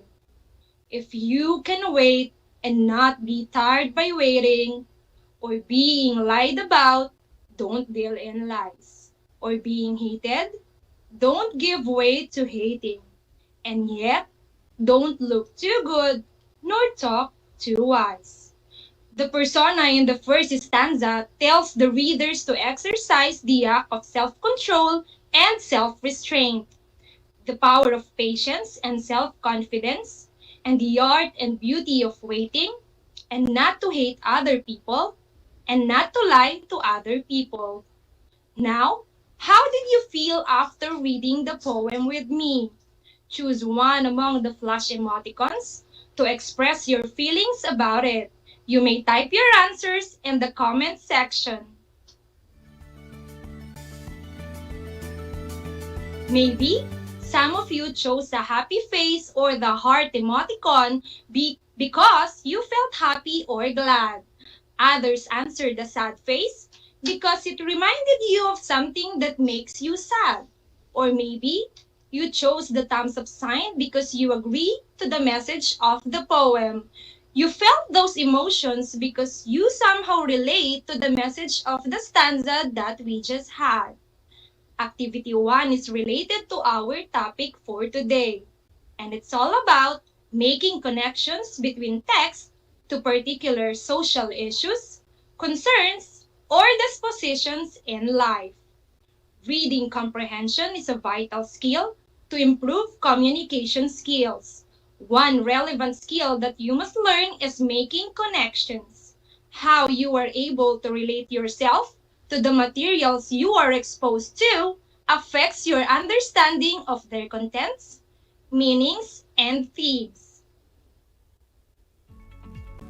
Now, let us try to unlock and discover the important notes about our topic for today by accomplishing Activity 2, let us take note. Read the directions with me. Read the following statements carefully to identify whether the statements are true or false. Put a happy face if the statement is true and a sad face if the statement is false. Are you excited? Let us begin. For item 1, there are 3 types of connections for the readers to comprehend text better. You have 5 seconds to answer. Is it a happy face or a sad face? For our item 1, if your answer is a happy face, you are right.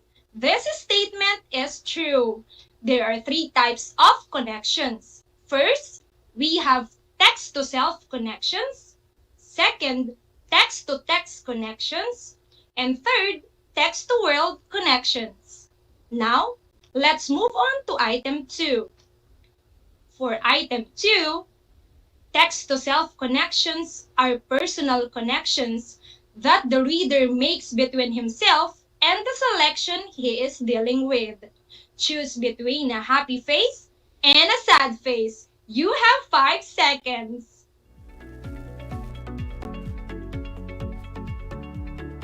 For item 2, if your answer is a happy face, you got it right.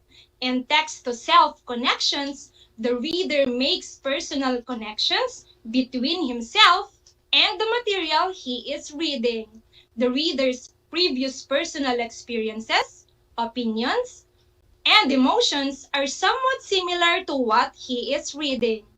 To help you in making text-to-self connections between yourself and the material, you may ask yourself of the following questions. What does this remind me of in my life? How is this similar to my life? How is this different from my life? Another is, has something like this happened to me?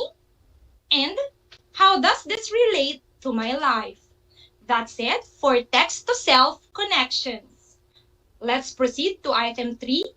In the lines, if you can meet with triumph and disaster and treat those two imposters just the same. Triumph means success and disaster means failure. You have 5 seconds. Alright, if you commented a happy face, you are correct. Now, try to make connections between yourself and these particular lines. Let's read the second stanza of the poem, If. If you can dream and not make dreams your master, if you can think and not make thoughts your aim, if you can meet with triumph and disaster and treat those two imposters just the same, if you can bear to hear the truth you've spoken, twisted by knaves to make a trap for fools, or watch the things you gave your life to broken, and stoop and build them up with worn-out tools. In this stanza, it tells the reader that if he achieves success or experiences failure, he should treat them equally. He neither should dwell in success if he achieves it, and nor should he let himself collapse if he faces failure.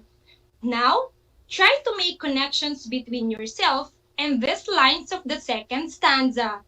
Ask yourself the questions, how does this remind me of in my life? Or, how is this similar to my life? Maybe some of you would answer, I can relate to these lines because this is just like me. If I experience failure, I consider it as a lesson in life. And I never give up. That is text-to-self connections. You always try to relate yourself and your experiences to the material you are dealing with. Now, let's have our item 4. Are you ready? For item 4, text-to-text connections are connections where a reader relates one material to another that is not related to the text at hand. Should it be a happy face or a sad face? Comment your answers. Alright, if you commented the sad face, you are correct. This is a false statement because text-to-text connections are connections where a reader relates one material to another that he already read or already come across with. Text might be from a similar author, same theme, or topic, same genre, and the like. To help you make connections between the text you are reading and another material you read before, the following questions can be asked. What does this remind me of in another book I've read? How is this text similar to the other things I have read? How is this different from other books I've read? And have I read about something like this before? That is all about text-to-text connections. Now, let's have item 5. Be ready! For item 5, the lines, and so hold on when there is nothing in you, except the will which says to them, hold on. Demonstrate the art of letting go and giving up. A happy face or a sad face? Comment your answers. Great! If your answer is a sad face, you are right. This is a false statement because these lines from the third stanza of the poem If are not about letting go or giving up. These lines are about perseverance and the courage to start again. Later on, let's try to make text-to-text connections. But before that, let's first read the third stanza of the poem If. If you can make one heap of all your winnings and twist it on one turn of pitch and toss, and lose and start again at your beginnings, and never breath a word about your loss. If you can force your heart and nerve and sinew to serve your turn after they are gone, and so hold on when there is nothing in you, except the will which says to them, hold on. These lines from the third stanza tell the reader that he should start trying again after failure and must not give up. He should stay strong to move forward in life despite the obstacles along the way.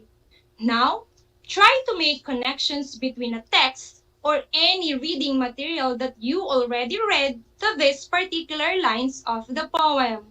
You may ask the questions we discussed a while ago.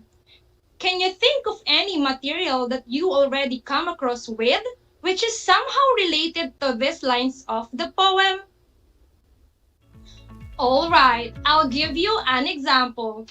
These lines, or the whole poem itself, are somehow related to the Analects by Confucius. Why? Because If by Rudyard Kipling and the Analects by Confucius are somewhat similar to each other, especially in terms of theme.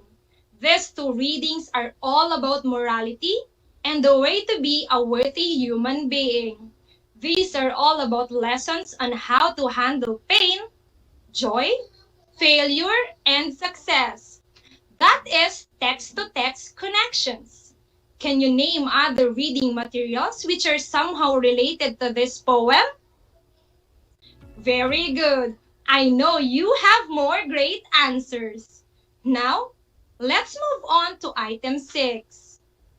For item 6, text-to-world connections are greater connections that the reader brings to a reading situation, including real-life issues and our perception of the world. Is this an item a happy face or a sad face?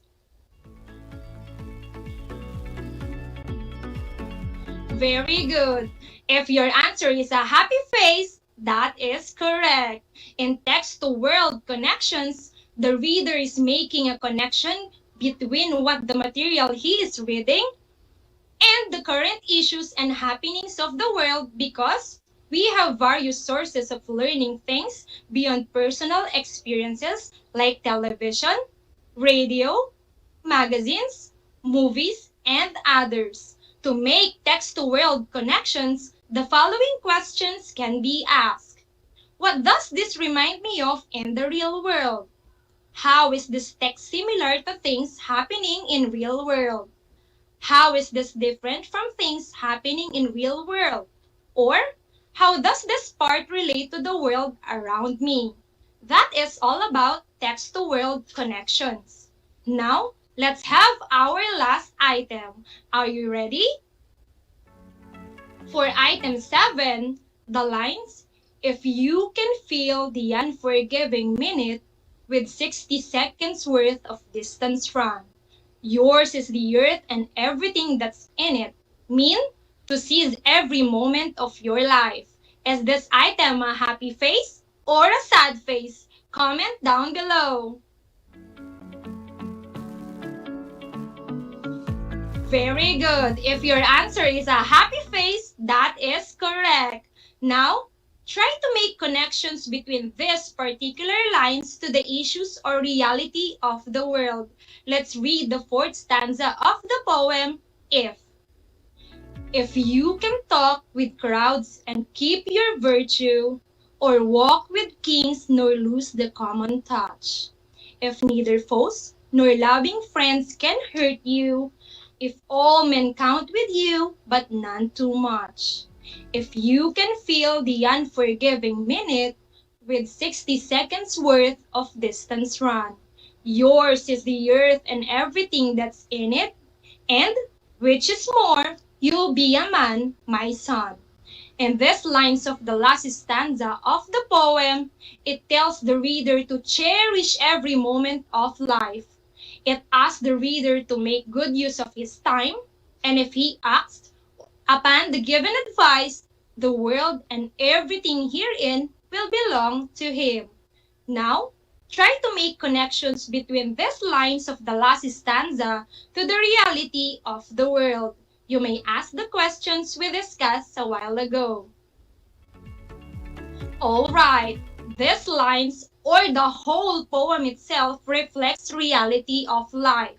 In this world, life is so short, time flies so fast, and change is inevitable. Especially, we have been experiencing a pandemic brought by COVID-19. We must always cherish our lives and live it to the fullest. The poem provides traditional advice to live with good character, dignity, and integrity. That is all about text-to-world connections. Congratulations! Always remember that we have 3 types of connections, which are text-to-self, text-to-text, and text-to-world connections. Now that we are done with the lesson, it's time to check what you have learned. Make sure to apply all the concepts that we learned in our discussion. Let's put your learnings into action by accomplishing the following activities. You can do it. Ready? Go to Activity 3 entitled Let Us Apply on Your Learning Activity Sheets. Read the directions with me. Read each item carefully, choose the letter of the correct answer, and write your answers on the space provided before each number. Number 1. Which of the following statements is not true about making text connections? A. In text-to-self connections, the reader's emotions are somewhat similar to the ones present in the material. B. In text-to-text connections, the text might be from a similar author, same theme, or same topic, same genre, and the like. C. The question, how is this text similar to the things happening in real world, can be asked when applying text-to-self connections. Or letter D. Text-to-world connections are the greater connections that a reader brings to a reading situation, including real-life issues and our perception of the world. I'll give you 5 seconds to answer.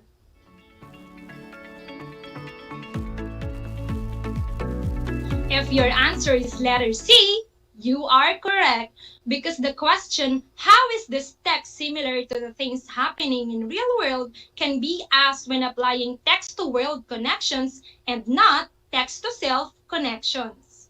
Next item, number 2. Based on the following lines, what is your conclusion about the speaker's values? If you can wait and not be tired by waiting, or being lied about, don't deal in lies. A. The speaker values curiosity and creativity. B. The speaker values patience and honesty. C. The speaker values good looks and political debates. And letter D. The speaker values the opinions of other people. What is the answer? If your answer is letter B, you are correct. In these lines of the first stanza of the poem, the speaker values patience and honesty. Item number 3. What is the meaning of the line, if you can make one heap of all your winnings, and visit on 1/3 of pitch and toss, and lose and start again at your beginnings? A. When you take a risk and lose everything, start over. B. Don't be a sore loser. C. Share your award with someone who lost in the game. Or letter D. You should avoid games for you not to be a loser. What is the answer? Alright, the correct answer is letter A. When you take a risk and lose everything, start over is the meaning of the said lines. And let's move on to our fourth and fifth items. For our fourth and fifth items, we'll have the short poem Fragile Egg by Jim. Let's read it all together. Later on, you'll answer questions about it. Fragile Egg by Jim. Fragile egg the world has cracked. For oil and gas we've all been fracked. Gentle fixes won't get it done. Ice melts, water bleeds, nowhere to run from warming sun. Now, for number 4, what is the main concern being conveyed in the short poem? A. Calamity. B. Pollution. C. Deforestation. Or letter D. Global warming. What is the answer?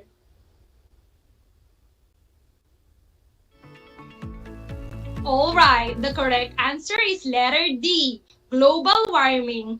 From the lines, ice melts, water bleeds, nowhere to run from warming sun. We could tell that this is all about changes in the environment brought by global warming. And let's have the last item. Are you ready? Number 5. What does the speaker desire to emphasize in the poem? A. The earth is no longer prone to extinction, for damage can be fixed easily. B. The species are not affected by the melting of ice and the warming of sun. C. All the species have somewhere to run aside from the earth. And letter D. The increase of Earth's average temperature and the damage of the resources are mainly due to humans' harmful activities. What is the answer? Alright, if your answer is letter D, you are correct. The persona in the poem wants to emphasize that the increase of the Earth's average temperature and the damage of the resources are mainly due to the humans' harmful activities. Congratulations! It's really a job well done. You properly applied what you learned from our discussion. Another chapter in this learning journey has been unlocked. Now, apply what you've learned through more complex yet interesting tasks. For activity 4, let us strengthen. I'll give you an activity that you'll accomplish after watching and listening to this episode. Apply your learnings to accomplish your task. Are you ready? For your activity 4, let us strengthen. Let's read the directions together. Read the poem How Do I Love Thee? Or the Sonnet 43 by Elizabeth Barrett Browning. Make connections between the text to particular social issues, concerns, or dispositions in real life. Accomplish this by writing an essay. Choose among the 3 types of connections in writing your essay and be guided by the provided rubrics in your learning activity sheets. Now, this is the poem How Do I Love Thee? Or the Sonnet 43 by Elizabeth Barrett Browning. This is also included in the last part of your learning activity sheets. Indeed, you've done a great job today, grade 9 learners. I hope that you'll be able to apply what you learned in this episode. Like Vincent van Gogh said, what is done in love is done well. So love life and cherish every moment of it. Always serving you with fun ways of learning, together with Aral TarlakHenyo here on RTV Tarlac Channel 26, simulcast over DZTZ 828 Radyo Pilipino Tarlac. This is Ma'am Sara May HENYO. It has always been a great time learning with you.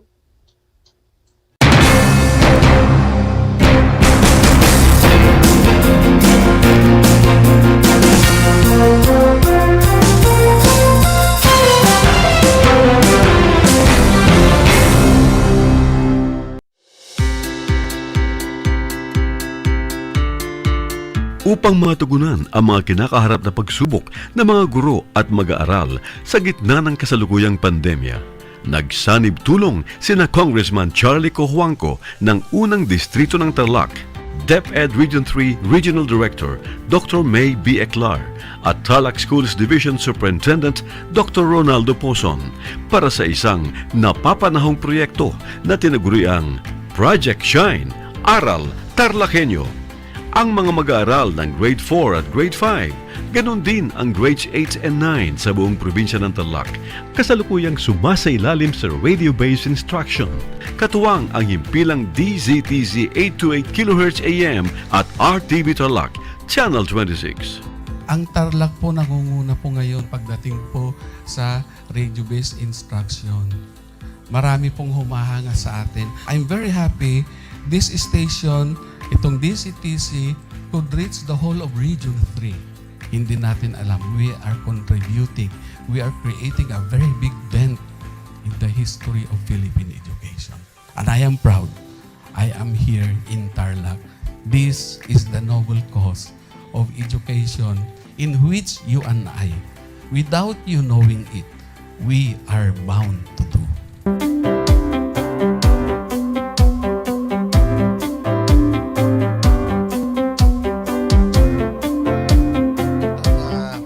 Project natin na Project Shine is a natural consequence dahil sa nangyari sa buong mundo. Let's continue to work together. I think it's very Filipino to practice bayanihan in anything or most of the things that we do. And this is a manifestation of that. No? We have private sector, we have DEPED, we have local government, all working together. And I hope the parents of some of these children, especially the parents that did not graduate from school or hindi nakapag-aral nung sila ay bata, sana naman gamitin na nila itong opportunity na mag-schooling na rin sila kasama ng mga anak nila para mag-bonding pati ang mga magulang sa mga bata. I look at this as doing God's work. Diba? So if you do God's work, it feels right. It's righteous. It's for good, not for evil. Good morning and happy learning, grade 4. Welcome to Aral TarlakHenyo here on RTV Tarlac, Channel 26. Simulcast over DZTZ 828. Radyo Pilipino Tarlac. I am Teacher Mercy Pacheco Bognot. This is Alistair Aidatu. I am Marie Josephine B. Andrade. I am Teacher Princess Marie M. Dueñas, and I will be your teacher broadcaster for today.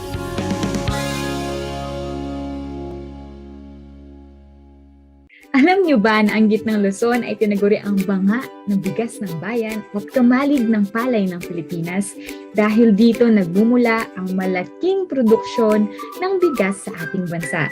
Ito ay binubuo ng mga lalawigan ng Aurora, Bataan, Pampanga, Nueva Ecija, Zambales at Tarlac. Ugaliin nating manood ng Aral TarlakHenyo Lunes hanggang Biyernes alas 8:30 ng umaga hanggang alas 5:30 ng hapon. Ako si Binibining Pia Isrin Capiral, ang inyong teacher broadcaster sa Araling Panlipunan dito sa Project Shine Aral TarlakHenyo. Lagi nating tandaan ang pag-aaral ng Araling Panlipunan ay tungo sa daan ng pagiging makadiyos, makakalikasan, makatao at makabansa.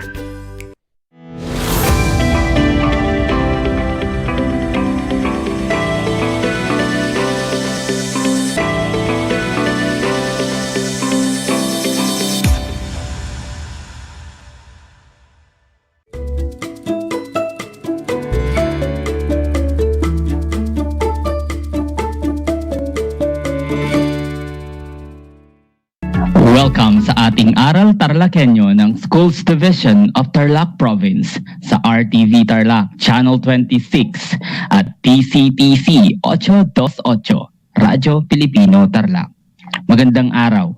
Narito na naman tayo nag-aaral at nagpupunyagi upang maging makadiyos, makatao, makakalikasan at makabansa.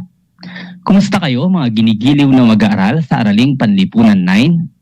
Ang aking pagbati at paghanga sa inyong masidhing pagpupunyagi sa pag-aaral sa kabila ng hamon ng pagkakataon ang COVID-19 pandemic. Ako ang inyong guro sa Araling Panlipunan 9, Ginoong Louie Milio Blanco, broadcasting live mula dito sa Villa Aglipay, San Jose, Tarlac. Narito ako pang samahan kayong maunawaan ang nilalaman ng ating paksa sa araw na ito. Ang ating paksa ay ang struktura ng pamilihan, oligopolyo at monopolistikong kompetisyon. Pero bago pa man tayo magsimula ay narito ang ilang mga paalala. Siguraduhin ninyong nasa isang lugar kayo ngayon na komportable at maayos na naririnig ang ating broadcast. Matanong ko lang, nagmerienda na ba kayo? Kung oo, mabuti naman dahil nararapat lamang na may laman ang ating tiyan upang maayos tayong magbahagi ng ating kaalaman sa ating paksa ngayong araw. Sa puntong ito ay nais kong kunin ninyo ang inyong module sa Araling Panlipunan para sa ika-6 at ika-7 linggo ng ikalawang markahan or module 4, struktura ng pamilihan. Ihanda rin ang inyong ballpen at sulatang papel upang maitala ang mahalagang impormasyon na aking mababanggit. Ulitin ko, ang ating paksang aralin ay patungkol sa struktura ng pamilihan, oligopolyo at monopolistikong kompetisyon. Bago tayo magsimula sa ating paksa ngayong araw ay alalahanin muna natin yung ating nakaraang talakayan noong Martes. Natatandaan pa ba ninyo? Magaling. Ating tinalakay ay ang dalawang uri ng pamilihang may hindi ganap na kompetisyon. Ito ay ang monopolyo at monopsonyo. Masasabing monopolyo ay isang uri ng pamilihan na iisa lamang ang producer na gumagawa ng produkto o nagbibigay serbisyo kung kaya't walang pamalit o kahalili. Dahil dito, siya ay may kakayahang impluwensyahan ang pagtatakda ng presyo sa pamilihan, habang ang monopsonyo naman ay sa ganitong uri ng pamilihan, mayroon lamang iisang mamimili ngunit maraming producer ng produkto at serbisyo. Sa ganitong kalagayan, may kapangyarihan ang consumer na maimpluwensyahan ang presyo sa pamilihan. Ang mabisang halimbawa ng ganitong anyo ng pamilihan ay ang pamahalaan na nag-iisang kumukuha ng serbisyo at nagpapasahod sa mga pulis, sundalo, bumbero, at ang mga traffic enforcer at iba pa. So nung ating nakarang talakayan noong Martes ay binigyan din natin ang dalawang struktura ng pamilihang ito, ang monopolyo at monopsonyo. At ngayon nga sa palagay ko ay handa na ngayong ipagpatuloy ang ating bagong paksa. Inaasahan na sa pagtatapos ng aralin na ito ay inyong makikilala ang dalawa pang halimbawa ng pamilihang may hindi ganap na kompetisyon, ang oligopolyo at ang monopolistikong kompetisyon. Pero bago yan, sa lahat po ng mga magulang, guardian, na nanonood ngayon sa ating broadcast, kung kayo ay may katanungan ukol sa ating paksa ngayong araw, ay maaari kayong magpadala ng mensahe sa akin sa aking numero sa 0933-079-3892. Ulitin ko, 0933-079-3892 or maaari kayong magpadala through Messenger at Louie Milio Blanco or sa aking DEPED mail, louie.blanco@deped.gov.ph. Okay, Doc. So, sa pagpapatuloy ng ating aralin, meron pang dalawang halimbawa ng may ganap na or struktura ng pamilihan na may ganap na kompetisyon. Katulad ng naunang aralin noong Martes, ang dalawang ito ay may mga anyo kung saan ang bahay kalakal ay may kakayahang idikta o itakda ang kanilang presyo. Ito ay ang oligopolyo at ang monopolistikong kompetisyon. Kapag sinabing oligopolyo, ito ay isang uri ng istruktura ng pamilihan na may maliit na bilang o iilan lamang na producer ang nagbibenta ng magkakatulad o magkakaugnay na produkto at serbisyo. Sa ganitong uri ng pamilihan, May kakayahan ang producer na maimpluwensyahan o maidikta ang presyo na umiiral sa pamilihan. Ilan sa halimbawa ng ganitong uri ng produkto ay ang semento, bakal, ginto at petrolyo. Maaari din nilang gawin ang hoarding. Ang hoarding ay pagtatago ng produkto upang magkulang ang supply sa pamilihan na magdudulot ng pagtaas ng pangkalahatang presyo. Sa ganitong sistema, maaaring magkaroon ng pagkontrol o sabwatan ang mga negosyante na tinatawag na collusion. Ito ay nagaganap partikular sa presyo sa ilalim ng kartel o samahan ng mga oligopolista.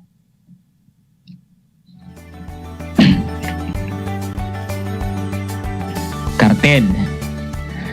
Ang konsepto ng kartel ay nangangahulugang pagkakaroon ng kutsabahan o pagkakasundo ng mga producer o alliances of enterprises. Hindi pinahihintulutan ang pagkakaroon ng kartel sa ating bansa upang mabigyan ng mga proteksyon at isulong ang kapakanan ng mga consumer ayon sa itinakda ng Consumers Act of the Philippines o Republic Act 7394. Consumer Act of the Philippines o Republic Act 7394.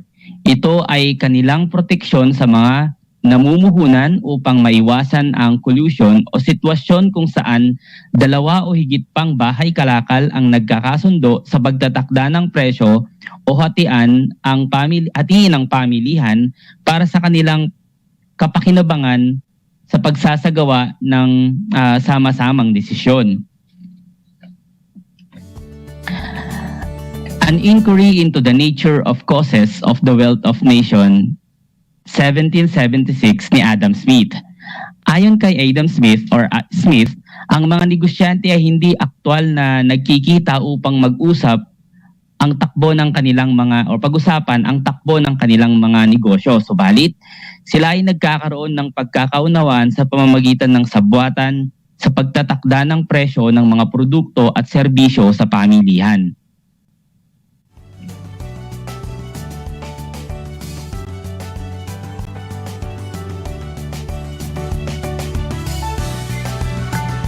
Ipinapahayag niya na may nagaganap na conspiracy sa pagitan ng mga negosyanteng pare-pareho ang mga ipinagbibiling produkto at nagagawa nila ito sa kanilang business meeting.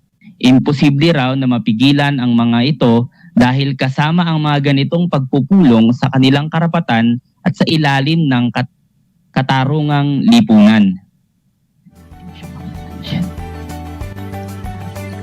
Organization of Petroleum of Exploring Countries or OPEC. Ito ay isang halimbawa ng pandaigdigang kartel sapagkat sila ang nagtatakda ng supply at presyo ng produktong petrolyo sa buong daigdig. Ang samahang ito ay naitatag noong September 10 to 14 taong 1960. Sa ginanap na Baghdad Conference sa Baghdad, Iraq, ito ay pinasimulan ng 5 founding countries na binubuo ng Iraq, Kuwait, Saudi Arabia at Venezuela.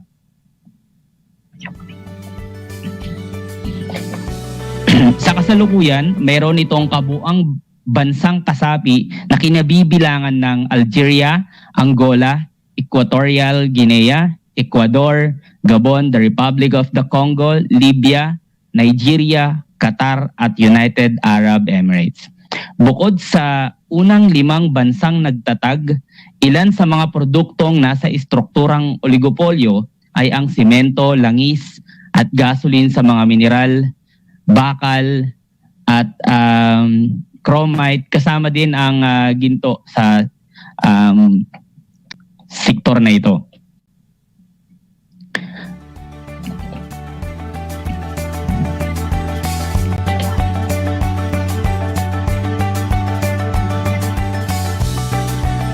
Monopolistikong competition o monopolistic competition. Sa ilalim ng ganitong uri ng istruktura ng pamilihan, maraming kalahok na producer ang nagbebenta ng mga produkto sa pamilihan, subalit marami rin ang mga consumer.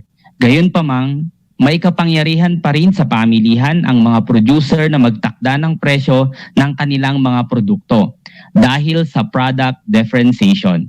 Ang katangian ng mga produkto na pinagbibili ay magkakapareho ngunit hindi eksaktong magkakahawig. Ang kanilang pagkakapareho ay maaring sa uri ng produkto gaya ng shampoo, sabon o toothpaste. Sila ay nagkakaiba-iba sa packaging, labeling, presentation at maging sa lasa o flavor.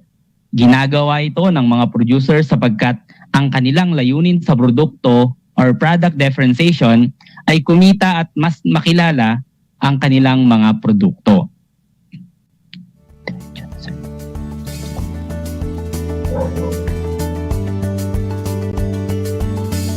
So nalaman natin no na ang monopolistic competition ay nakadepende lamang sa mga produkto at serbisyo na kung saan nagkakaroon ng tinatawag na product differentiation under sa monopolistic competition. Ang pinakaangat lang dito ay yung kung mas maganda yung packaging mo, ganun. So mula doon sa konsepto ng oligopolyo at monopolistic competition, kung sa oligopolyo, kung babalikan natin yun, ito ay may kinalaman sa mabilisang or ito yung may kinalaman sa mga produkto na kung saan iilan lamang yung nagpo-produce. At ang pinakamagandang halimbawa nga rito ay yung langis, kumpanya ng mga langis.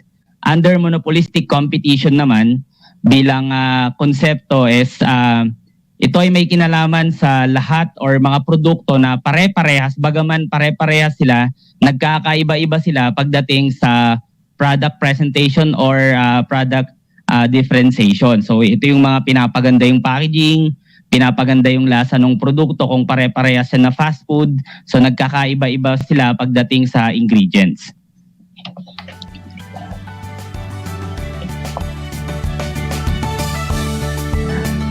Ang kanilang pagkakapareho ay maaring sa uri ng produkto, sabon, shampoo, nabanggit nga natin. Gayun din ng mga producer na may taas ang antas ng kasiyahan ng mga consumer. Ang advertisement o pag-aanunsyo ay isang mabisang pamaraan na ginagamit ng mga producer upang maipakilala ang kanilang produkto o serbisyo. Ang halimbawa ng mga produkto at serbisyong ipinagkakaloob sa pamilihang may monopolistic competition ay ang mga sabon, panlaba, pabango, toothpaste, fabric conditioner, cellphone, laptops, soft drinks, appliances, fast food restaurants, serbisyo ng mga ospital, hair, salon, beauty and cosmetic product at marami pang iba.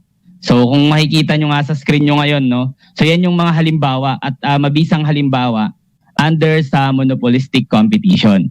So yan ay pare-parehas halimbawa silang toothpaste pero iba-iba yung brand. So ini-improve na lang nila para magkaroon sila ng mas maraming customer. Yung nasa sang side naman yan yung tinatawag na yung mga fast foods, now yung pinaka-trend ngayon yung cellphone, yung mga ganyan.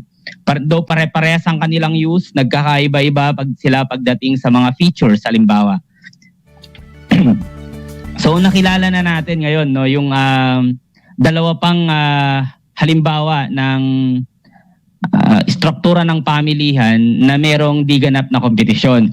Kung babalikan natin yung last discussion natin, na pag-usapan natin nung Martes yung monopolistic competition or monopolyo, tapos pumasok yung monopsonyo. Ngayong araw na to, pinasok natin pinag-usapan natin yung oligopolyo at yung monopolistic competition. So nakilala natin muli yung dalawang dagdag mula dun sa struktura ng pamilihan. Para malaman natin this time kung nakinig kayo ng mabuti sa ating talakayan, magkakaroon tayo ng simpleng quiz or gawain. Kumuha ng isang malinis na papel at pandikit at iba-ibang larawan upang makikita or kumuha ng mga larawan na makikita sa paligid at kumuha ng gunting at ballpen. So handa na ba kayo? Para sa panuto ng ating gawain, gumuhit ng mga larawan ng mga produkto at serbisyo na nabibilang sa istruktura ng oligopolyo at monopolistikong kompetisyon. Idikit at ihanay ang mga larawan sa isang malinis na papel batay sa kanilang istrukturang kinabibilangan. Maari kayong maghanap ng mga larawan sa mga lumang dyaryo, magazine, mga pakete ng pinaglagyan ng produkto at serbisyo at sa internet.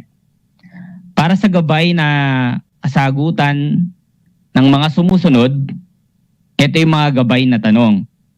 Alin sa dalawa ang mas pinaboran ng mga mamimili at consumer? Ang oligopolyo ba o ang monopolistikong kompetisyon? Ipaliwanag ang iyong kasagutan. Ikalawa, sa anong pamilihan ka nahirapang maghanap ng mga larawan ng mga produkto at serbisyo? Bakit? Mas lalo ninyong maiintindihan para mas lalo ninyong maintindihan, ulitin natin yung gawain, ano.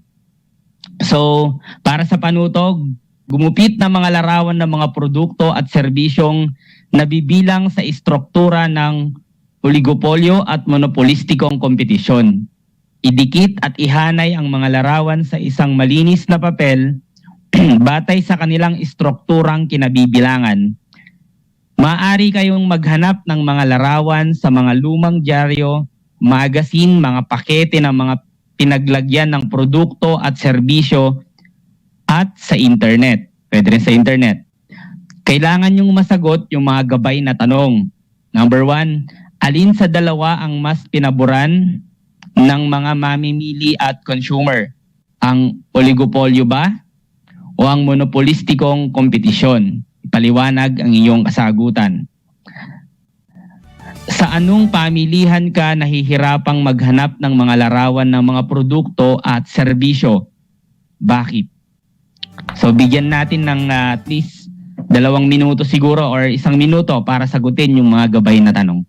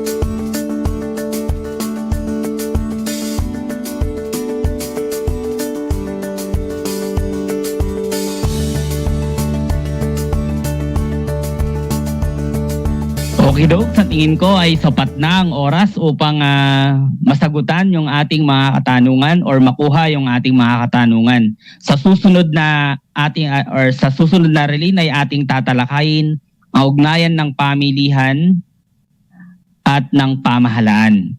Ngunit bago yon, siguraduhin ninyong matapos ang inyong gawain ngayong araw. Maaari ninyong kunan ng larawan gamit ang inyong cellphone. Kung may mga katanungan, huwag magdalawang isip na imensahe ang inyong guro. Sa mga walang access sa internet, maaaring ipasa ang inyong ginawang activity sa barangay hall. At of course, makiusap kayo sa inyong mga parents or guardian na sila yung pumunta kasi of course, dahil nga sa banta ng COVID pa rin sa ating kapaligiran. Inaasahan ko na kayo ay natuto sa ating talakayan ngayong araw na ito. Muli, ako ang inyong guro sa Araling Panlipunan 9, Ginoong Louis Milio Blanco, broadcasting live mula dito sa Villa Aglipay, San Jose, Tarlac. Pero bago yan, bago tayo magtapos, ito yung tinatawag words of wisdom. Thought for the day, don't stop when you're tired, stop when you're done. Hanggang sa muli.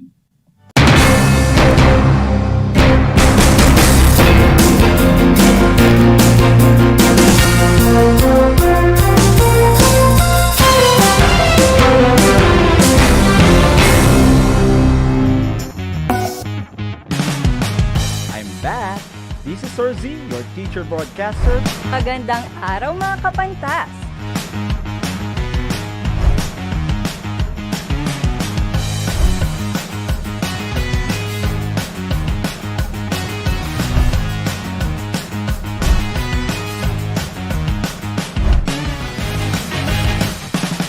Welcome to Aral TarlakHenyo.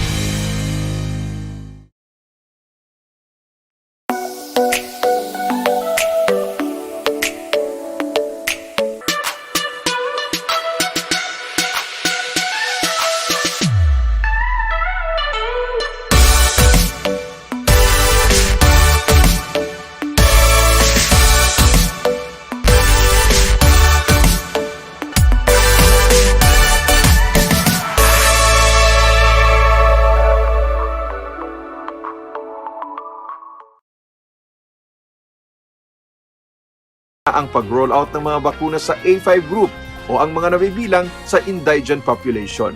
Ito ay ang mga kabilang sa mahihirap na populasyon base sa listahan ng National Household Targeting System for Poverty Reduction o NHTSPR o iba pang verification mechanisms ng local government units.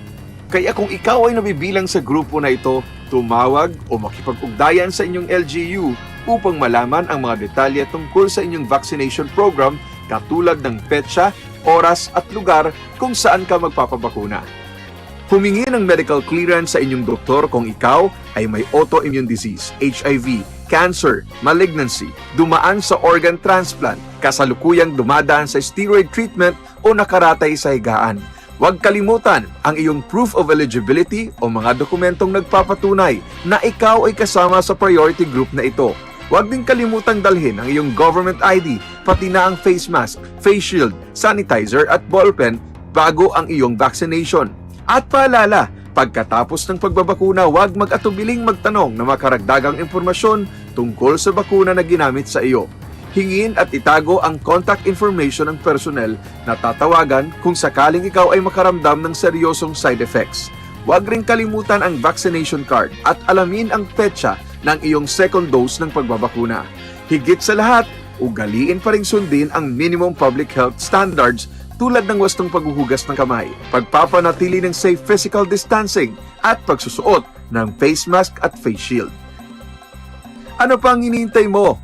Tara na sa Vida Vaccination!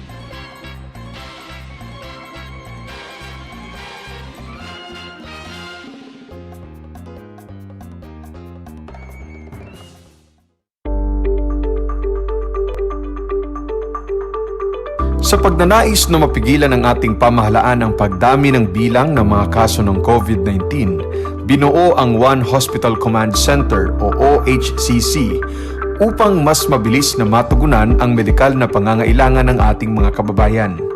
Bukas ang OHCC 24 oras araw-araw. Tumawag lamang sa mga hotline nito sa 0919-977-3333 o 0915-777-7777 o 02-886-50500. Maaari ring i-download ang Pure Force Citizens app sa Android o iOS upang mabilis na matugunan ang sinumang nangangailangan. Layon din ng OHCC na maiwasang mapuno ang kapasidad ng bawat ospital. Kaya't kung ikaw ay kinakailangang tumawag sa OHCC, mabibigyan ka ng libreng preliminary consultation. Para sa mga nangangailangan ng emergency quick response, makikipag-ugnayan ang OHCC sa DOH Bed Tracker at sa mga ospital upang makahanap agad ng pinakamalapit na bakanteng ospital. Ang transportasyon o ambulansya naman ng ospital na inirefer ng OHCC sa pasyente ang siyang susundo sa bahay nito. Kaya't kapag ikaw ay nakakaranas ng anumang sintomas ng COVID-19 o nangangailangan ng agarang tulong medikal, tumawag lamang sa OHCC at handa silang tumulong sa lahat ng oras.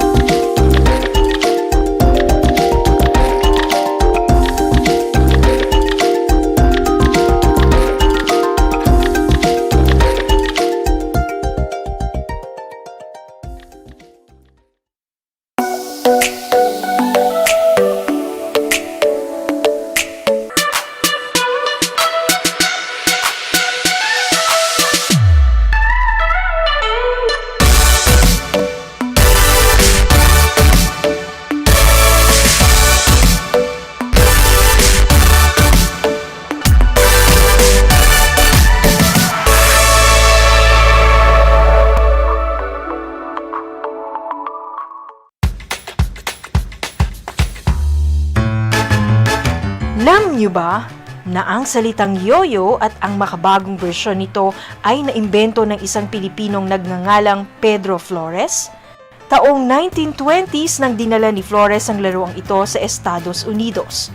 Sinimulan niya ang paggawa nito sa kanyang maliit na pabrika sa California at ipinakita sa mga tao ang iba't ibang tricks ng paggamit nito. Alam mo na, yan ang yoyo! Good morning, grade 5 learners. How are you today? Welcome to Aral TarlakHenyo here on RTV Tarlac, Channel 26. Simulcast over DCTC, Radyo Pilipino, Tarlac. I am Sir Joshua Evaristo, your teacher broadcaster, Aiming to give you another fun-filled learning experience, serving you with the different skills learned and have fun together.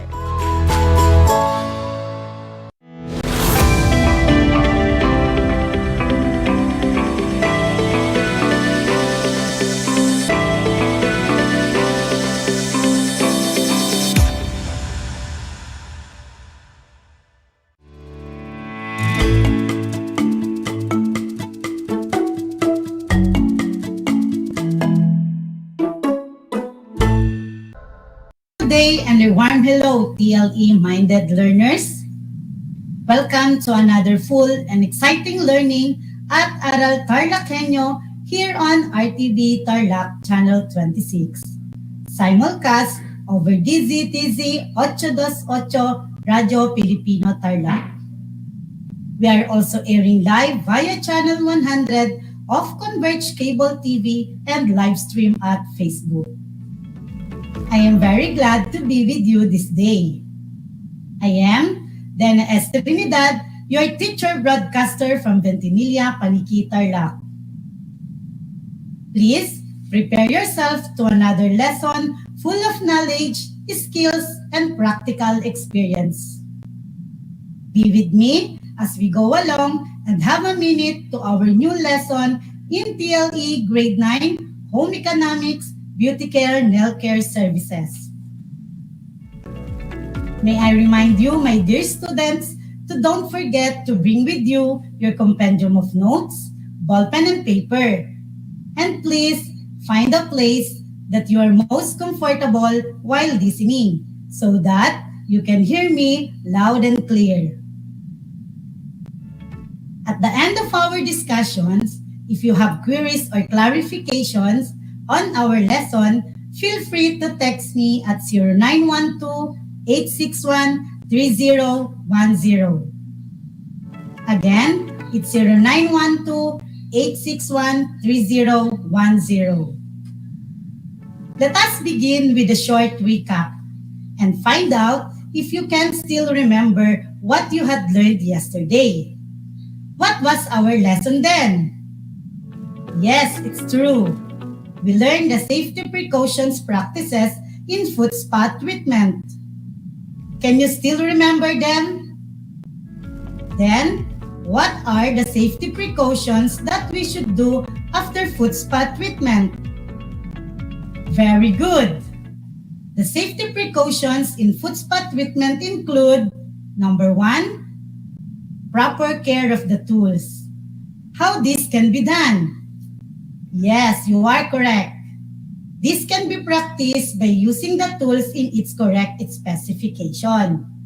For example, if the tools is a callus remover, use it to strip off calluses and corns. How about the next one? Perfect. The second one is dispose and replace any tool and equipment that does not function anymore to prevent accident or injury. And the third one? Yes, you are right.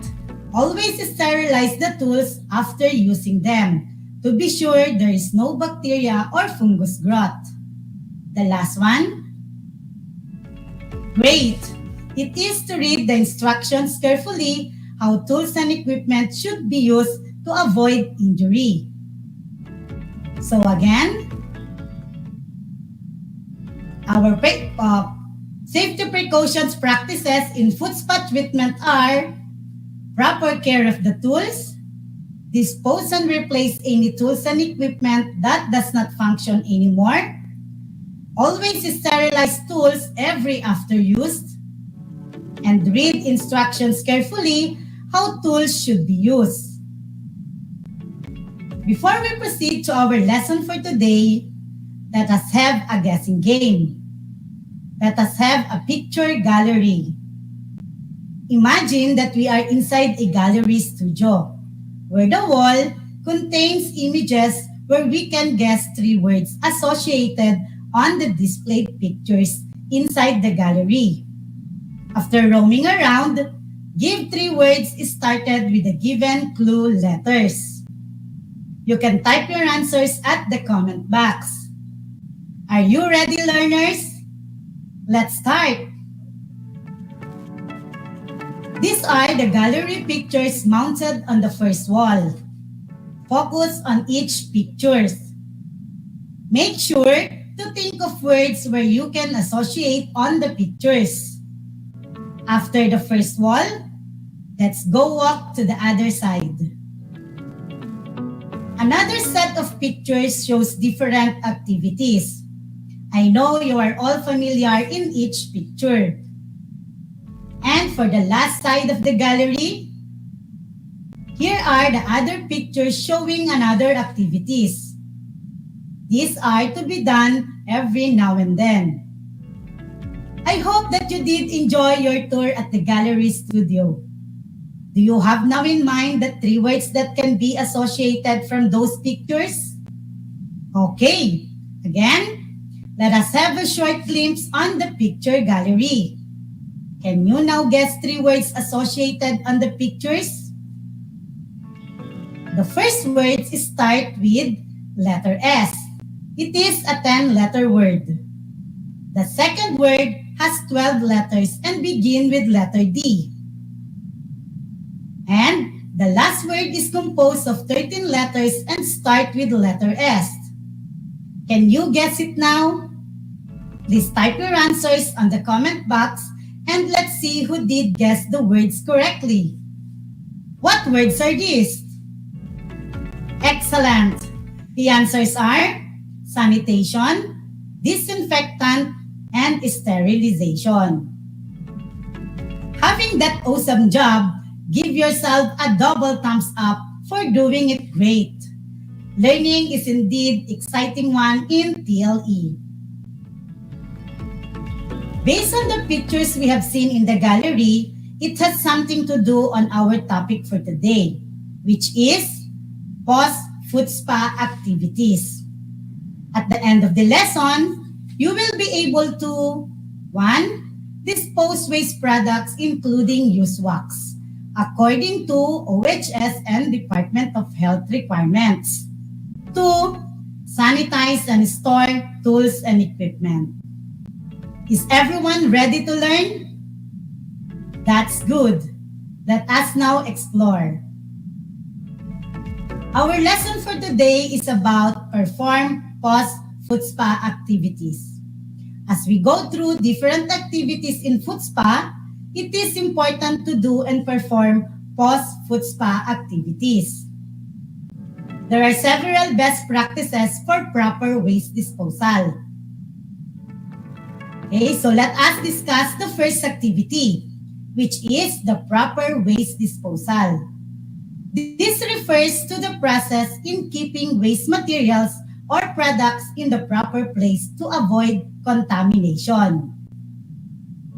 As I said, there are several best practices for proper waste disposal. 1 is to properly seal items. 2, label containers properly in individual bins to ensure waste are properly segregated. And scout a safe storage hazardous to avoid contamination. Since hazardous waste management is complex, the most important is making sure a compliance program is set in place. Before we go further, let us identify what clinical wastes are. These can be categorized into 2, infectious and non-infectious. Clinical waste used in foot spa treatment includes wax strips, pads, and cotton wool buds. These are the items used for certain treatments. Now, let us learn some terms used in the sanitation techniques. This term will help us understand more the lesson. We have sanitation, which means application of measures to promote public health and prevent the spread of infectious disease. The next term is sterilization. This is the process of destroying all living microorganisms. Both sanitation and sterilization techniques are applied in a beauty salon, which involves the use of physical agents like heat and radiation, and chemical agents like antiseptics and vapor fumigants. Another term is disinfectants. These are substances used to control microorganisms on non-living surfaces like tools, equipment, and furniture. While antiseptic is an agent that prevents the multiplication of microorganisms. For our second post-foot spa activity, it is to sanitize equipment. First, you must read the direction on disinfectant. Second, measure and mix the disinfectant solution following the directions given. When using a bleach, a 9:1 ratio is advisable. 9 tablespoons of water to 1 tablespoon of bleach. Third, saturate a cleaning cloth with disinfectant solution and wipe the entire area. Fourth, wipe the surface using paper and towel dry it. And last, dispose the sanitizing solution and use towels according to occupational health standard procedures. Are you still with me, my dear learners? Glad to know that. So let's continue. For our third post-foot spa activity, it is for tools and implements. Of course, you need to prepare your materials first in sanitizing. For step 1, soak the tools and implements in hot soapy water solution to remove any debris and oil residue. Step 2, brush the tools and implements to clearly remove debris. Step 3, rinse them thoroughly in a running water. For fourth step, place the tools and implements in a clean, dry towel. And for 5, pat dries the tools and implements to remove any leftover moisture. Next step, sanitize the tools and implements using 70% to 90% alcohol solution. You can do this using a sprayer since not all tools and implements are full metals. Or you can soak it at the solution about 10 minutes for the full metal tools. Step 7, wipe them dry using a clean, dry towel. For the 8th step, place and store them into a clean, sanitized container. And for the last step, label the container for easy access for the next use. So, there you have it. We can easily dispose waste products, sanitize and store tools and equipment as easy as it is. May I remind you, my dear grade 9 learners, if you don't have any tools, supplies and equipment, you may use any localized or alternative materials available at your home. All right, now that you already know the post-foot spa activities, particularly in sanitizing and storing tools and implements, let us now practice it. I will demonstrate to you on how to do it. Before you do the activity, don't forget to wear your personal protective equipment. Enjoy watching the video!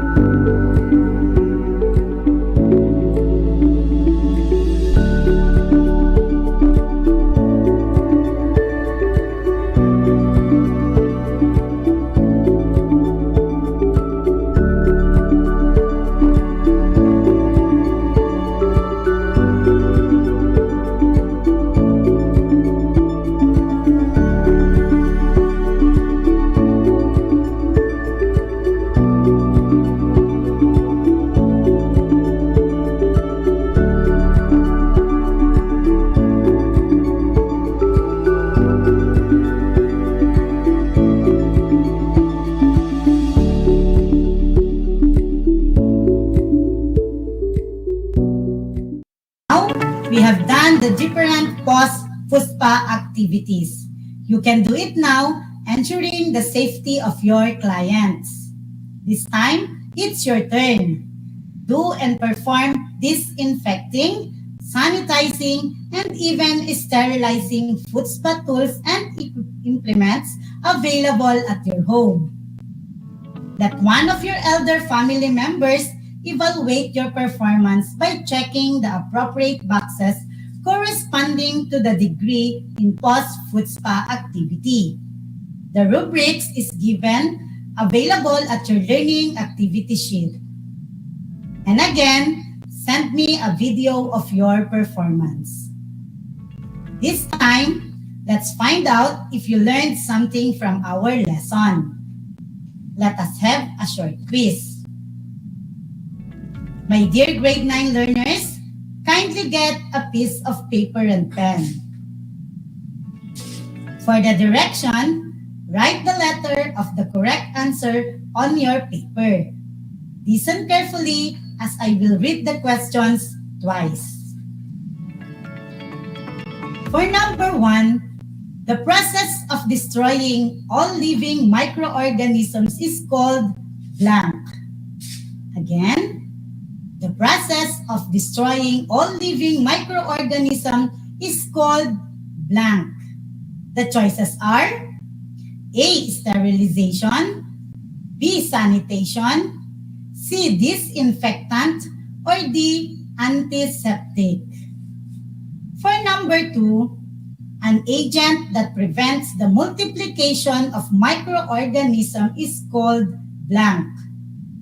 Let me repeat. An agent that prevents the multiplication of microorganisms is called blank. Is it letter A, sterilization? Is it letter B, sanitation? Is it letter C, disinfectant? Or is it letter D, antiseptic? For number 3, the maximum percentage of recommended alcohol solution is blank. Again, the maximum percentage of recommended alcohol solution is blank. Will it be letter A, 20%? Will it be letter B, 90%? Will it be letter C, 50%? Or will it be letter D, 60%? Number 4. This is the application of measures to promote public health and prevent the spread of infectious diseases. Again, this is the application of measures to promote public health and prevent the spread of infectious disease. Choices are A. Sterilization, B. Sanitation, C. Disinfectant, or letter D. Antiseptic. For the last number, 5, sanitation and sterilization involve what agents? Let me repeat. Sanitation and sterilization involve what agents? Is it letter A, cleaning agents? Is it letter B, chemical agents? Is it letter C, physical agents? Or is it letter D, both physical and chemical agents? Let us check your answers. Number 1, the answer is letter A, sterilization. Number 2, the answer is letter D, antiseptic. Number 3, the answer is letter B, 90%. Number 4, the answer is letter B, sanitation. And number 5, the answer is letter D, both physical and chemical agents. Now, count your scores. Did you get a perfect score? For those who got it perfect, good job and congratulations. For those who got it 3 to 4, very good, keep it up. And for those who got 2 and below, it's okay. Take time and study harder until you get familiar with the lesson. You can get your compendium of notes and review your answers. I am so delighted that you can now perform post-food spa activities at your most convenient time at home. For a friendly reminder, I want you to keep this in mind. Cleanliness is our first line of defense, and so in every activity we do, to ensure safety and continuous service to clients. Our lesson is done. I hope you learned a lot in our topic today. Keep watching on RTV Channel 26 for more updates. Remember, my dear students, in TLE, we aim for knowledge, skills, and progress. This is Project Shine Aral TarlakHenyo, brought to you by the Department of Education, Division of Tarlac Province, in cooperation with DZTZ 828 Radio Filipino, sponsored by our ever-supportive Congressman Charlie Coangco of 1st District Representative. Until our next episode for another fun learning experience in Beauty Care Nail Care Services 9. Again, I am Teacher Dana S. Trinidad of Ventimiglia High School, your teacher broadcaster for today. Before I end my airing session, I just want to take a minute to extend my gratitude to our ever-supportive Education Program Supervisor in EPP TLE, Dr. Nancy C. Dolorosa, for giving me this opportunity, as well as to our energetic school head, Madam Merly A. Medrano, and to all my colleagues for all the words of encouragement. A big thanks for the trust. To my dear learners, thank you for listening. Until next time, keep safe and God bless everyone.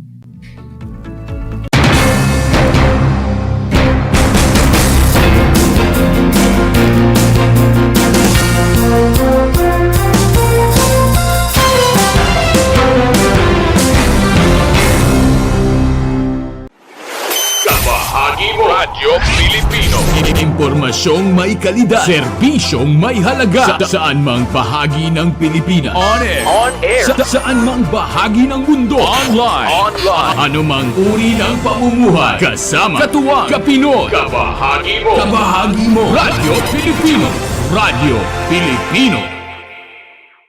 Sa bawat hagupit na dala ng kalikasan, matinding pinsala ang hatid sa mga bayan. At sa mga tinamaan, tanging pag-asa ang kanilang pinanghahawakan. Ipamalas natin ang tunay na diwa ng bayanihan. Let us help as one. Ibahagi ang pakikipagtulungan sa mga sinalanta ng Bagyong Odette.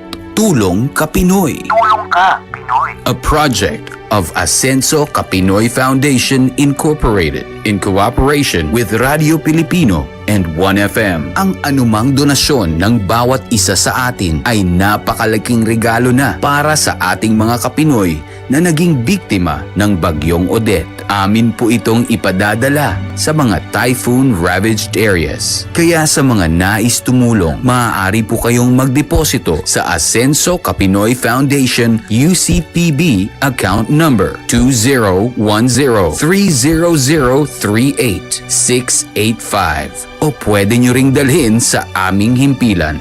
Tulong ka Pinoy. Tulong ka Pinoy. Tulong tayo ka Pinoy. Para sa karagdagang impormasyon, bisitahin ang Radio Pilipino o 1FM Facebook page. This is my story. Ano ang kwento ng buhay mo? Malungkot? Masaya? May kababalaghan? O puno ng aksyon? Ang bawat kwento ng kapwa nating Pilipino ay mahalaga. This is my story. Sama-sama nating ibahagi ito upang magbigay aral at inspirasyon sa ating lahat. This is my story. This is my story. Hosted by Mitch Desunia tuwing Sabado alas 3 hanggang alas 4 ng hapon. Mapapakinggan dito sa Radio Pilipino at mapapanood sa RTV Tarlac Channel 26. This is my story.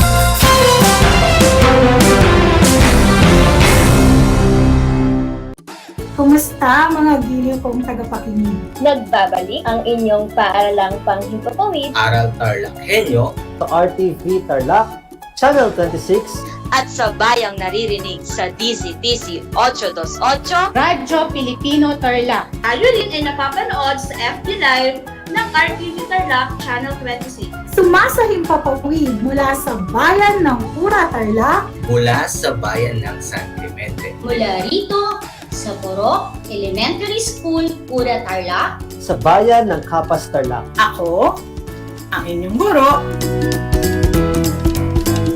na maghahatid sa inyo ng makabuluhang pagtalakay sa ating aralin.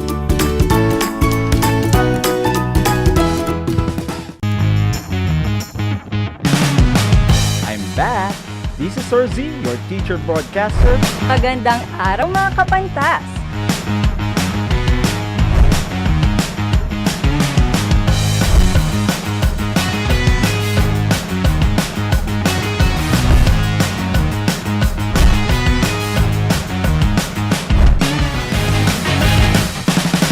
Welcome to Aral TarlakHenyo.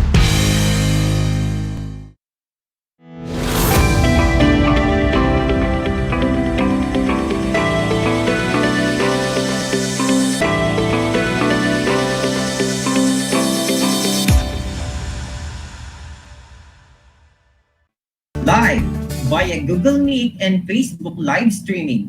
Ladies and gentlemen, good day to all our listeners out there, especially to all grade 9 learners. Welcome to Aral TarlakHenyo here on RTV Tarlac Channel 26 simulcast over DCTC Radyo Pilipino Tarlac. I am Cesar Wim M. Vergara, or you can call me Sir Wim, your teacher broadcaster for Health 9, and who will help you understand and aiming for a fruitful learning experience on our lesson today. So sit back, enjoy and relax, my dear grade 9 learners from all over the Tarlac province as we go over our 25 minutes lesson.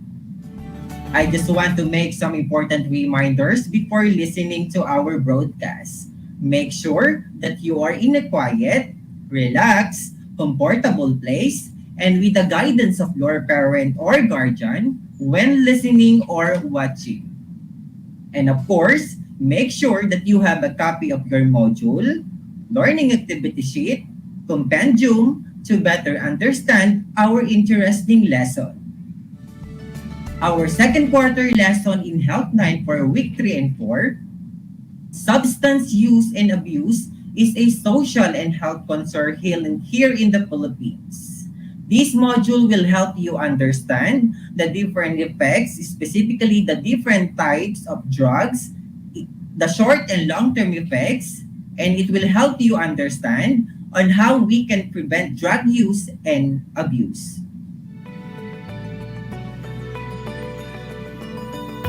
Okay, last time, or before we proceed to our topic, let me check first if you still remember our previous lesson that you had with your teacher.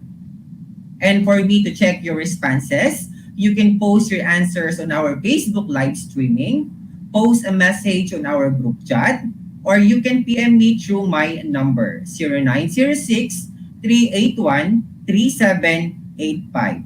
In that way, I can check if you are with me on this broadcast. Again, for me to check your responses, you can post your answers on our Facebook live streaming, post a message on our group chat, or you can PM me through my number. Okay? Last time, Teacher Abby discussed the different types of drugs and its classifications, as well as their description. Okay? This time, let's have a short very game of identifying the different drugs and titles, namely. I will give you the meaning and description as well as the picture, and you will identify the different types of drugs after I counted 3, 2, 1, go. Then you have 10 seconds to answer on each number. Okay, let's start. Grade 9 students. This includes cigarettes and alcohol. These are legal drugs that a non-drug user might try, which can lead him or her to more dangerous drugs such as marijuana and shabu. And please take note that teenagers who engage in our early smoking and early drinking have a higher chance of using and experimenting with dangerous drugs of abuse. Okay, name me in 3, 2, 1, go. Okay, what is your answer, grade 9 students? If your answer is gateway drugs, you've got the correct answer. Very good, grade 9 students. Moving forward to number 2, the drug use or these drugs slow down a person's central nervous system or the CNS, and these drugs also to help certain person to be less angry, less stressed or tense, relax muscles or nerves, and will surely make the patient sleepy. An example of this is alcohol. Name me in 3, 2, 1, go. And what do you think is the answer for this question? Okay, upon seeing your comments on our Facebook live streaming, most of you answered depressant. You've got it. Great job, grade 9 students. Moving on to our number 3. These drugs speed up a person's central nervous system, and these drugs have an opposite effect, depressant, and make a person's energy high. Perfect example for this that keeps you awake is coffee, found in caffeine, and nicotine, found in cigarettes. Okay? Name me in 3, 2, 1, go. What do you think is the answer for this question, grade 9 learners? If your answer is stimulant, great job, grade 9 learners. Moving forward to question number 4. These drugs help relieve pain and induce sleepiness. In medicine, these drugs are administered in moderation to patients with mental disorder and those in severe pain like cancer. Example for these are marijuana and cocaine.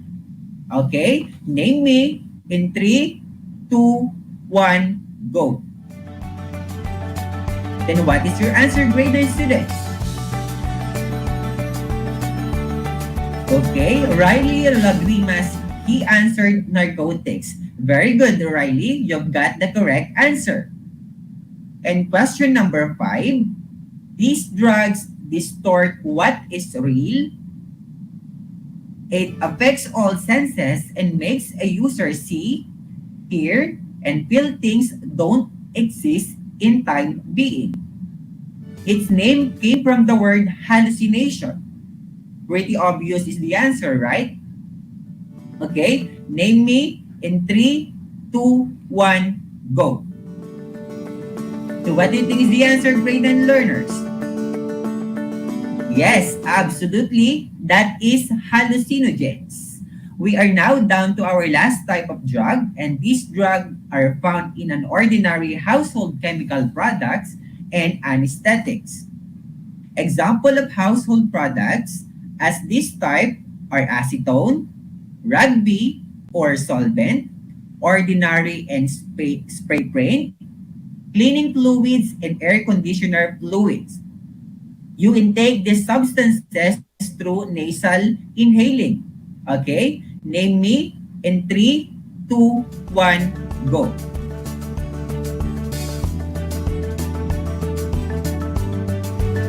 And if your answer is inhalants, you've got it correct, grade 9 learners. Okay? Then count your scores and submit it to your teacher. And again, thank you for participating on our short recap about the lesson that you had with your teacher. And I'm glad that you still remember our previous lesson that you had with your teacher. We have the gateway drugs, stimulants, depressants, hallucinogens, narcotics, and inhalants. So this leads us to the continuation of our topic for today's afternoon broadcast in Health 9, which are the harmful effects both short and long-term effects of the different drugs mentioned before. Okay, some people give several reasons for taking drugs. Some believe that these drugs can make them feel look good and better. Some people are use drugs for pleasure. Continuous and prolonged drug use has a very bad effects in a person. It can alter his or her behavior, mental, physical, and psychological condition. It also leads the person to a severe health problems, poor quality of life, and eventually death. So grade 9 students, we must understand that it is not easy to know and feel the effects of drugs in our body because effects are not always the same with drug user. So each classification of drugs has its own different short and long-term effects in our body. Short-term effects can last for a couple of hours, days, or shorter periods, while long-term effects can be felt for a couple of days, months, or even for a lifetime. So this time, grade 9 student, I'm going to show you a short video clip made by my former students of Tarlac National High School. Then upon watching, you will notice and you will understand the different short and long-term effects of drugs in our body.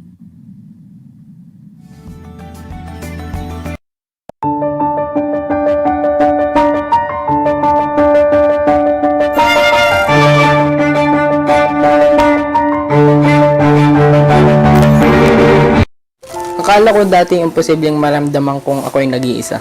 I mean, sa paanong paraan, di ba? Pinapalibutan ako ng mga tao. Kabilang lang naman ako sa isang pinakamasayang barkadahan na madaming humiling.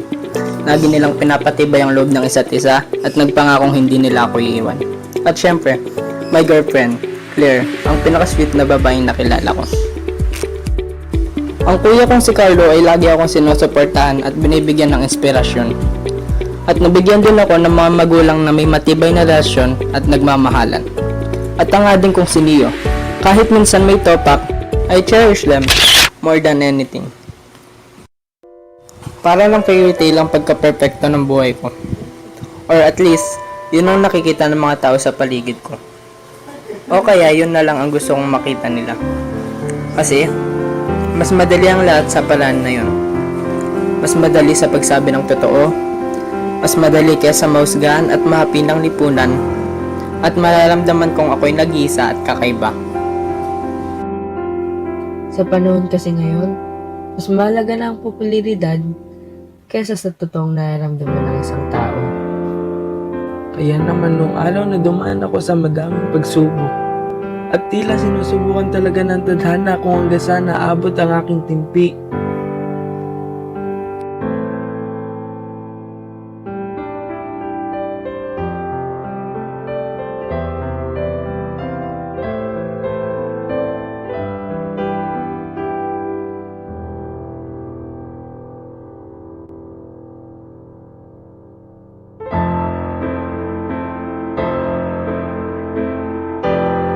Ako'y may natagpuan.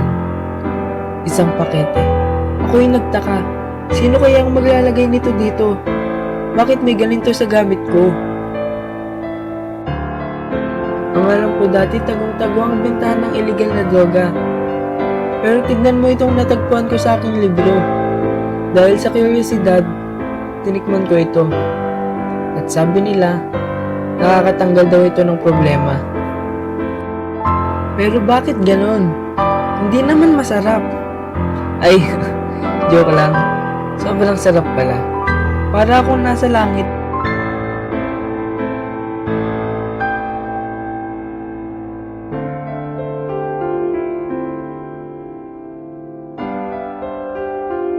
Hanggang sa nakatulog ako. Paggising ko, balik sa katotohanan. Inaapi pa din ako ng mga kaibigan ko. At syempre, may away pa din kami ng tampuhin kong girlfriend. Ay,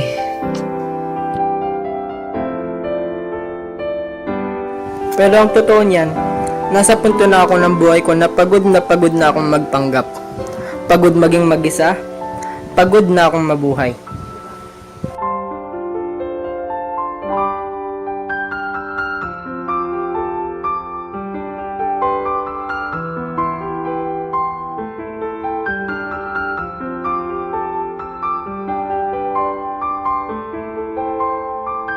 At oo, alam ko ang iniisip nyo, na naghahanap lang ako ng atensyon. Anong karapatan ko para gumamit ng droga? Pero kasi, yun ang problema, hindi mo pinili ang droga ang pipili sa'yo. Patuloy akong sumisigaw ngunit walang nakakarinig. Nakakayang aminin na ang importanteng bagay na ito ay kailangan ko upang makabuo ng masayang mundo. Dahil kung wala ito, walang kwenta ang buhay ko. Kung kaya ko lang ibalik ang mga oras, sana ay ginawa ko na para may tama ang mga pagkakamali ko. Pero masyado na huli ang lahat. Ang bawat pag-inom ng ipinagbabawal na gamot, kasiyahan at kasiglahan ang dala sa sistema ko. Nakakatawa nga, dahil lang kahit sa isang bagay na nagpapanatili sa aking mabuhay,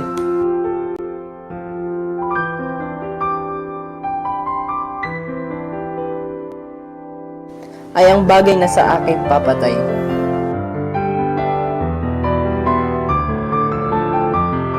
Kuya, alam mo bang inidolo kita? Kasi parang napakatadag mong tao.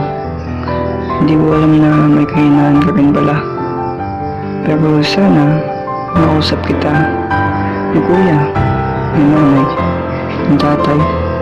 Sana kasama ka pa rin namin. Bakit hindi ka nagsabi? Nandito lang naman ako para umintindi at makinig sa mga problema mo. Dahil pinangako ko na kahit mahirap man yan o hindi, ay sasamahan pa rin kita. Tol, sa sobrang seryoso mo sa buhay madalas ka namin inaasar. Pero alam mo naman na biro lang iyon, di ba? Gusto ka lang naman namin mapasaya, pero hindi sa ganong paraan.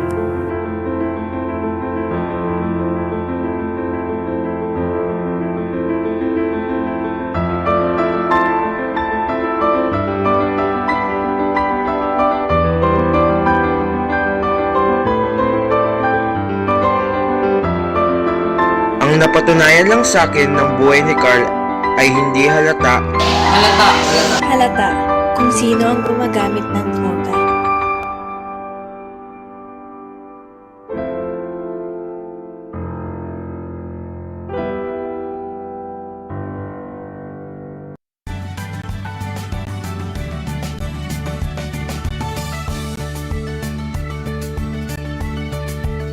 Let's start now our discussion.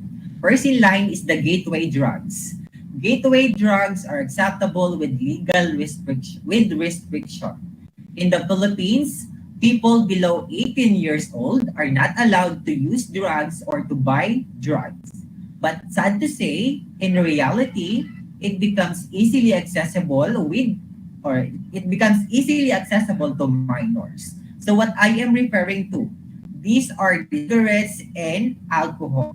So the use of gateway drugs puts a person at risk to more or experimenting illicit drugs or into dangerous drugs. So now let's identify the different short and long-term effects of gateway drugs, specifically alcohol.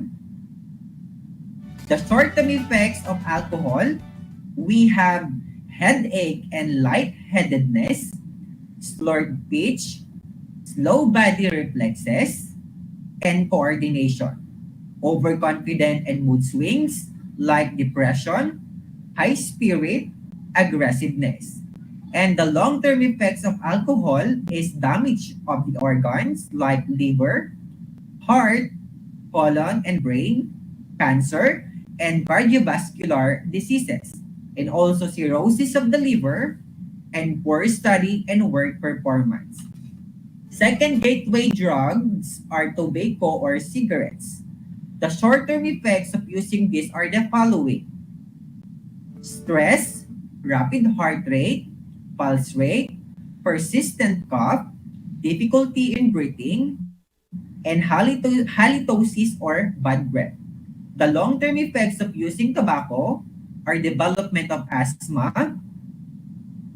cancer of the mouth, throat, skin, lungs, hypertension, or increased blood pressure, heart attack, and stroke, which leads to coma and death. Next in line are the depressants, also known as the downers, suppresses and slow down the central nervous system. In the medical field, depressants are also called sedatives, which are used to treat anxiety, mental disorders, and sleep disorders like insomnia. The short-term effects of depressants are the following: slow brain function, which leads to a temporary loss, slow heart rate and pulse rate, below normal breathing pattern, low blood pressure, inability to concentrate, and poor judgment.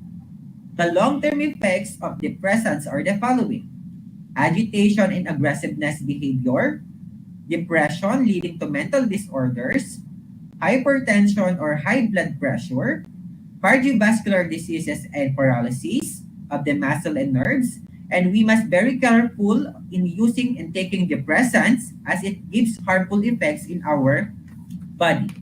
Moving on to the stimulants. They are also known as uppers or downers. They stimulate or activate the central nervous system. A person stays awake for a long periods under the influence of stimulants. Now, let's identify the short-term effects of stimulants. First, increased heart rate and pulse rate, increased blood pressure, increased body temperature, alert body responses, and ability to sleep. So sometimes we feel these effects in our body. So we know now, grade 9 learners. And the long-term effects of the stimulants are the following: paranoia, heart attack, brain damage, kidney liver damage, and most of the time, coma, which leads to death. So after stimulants, we have the narcotics.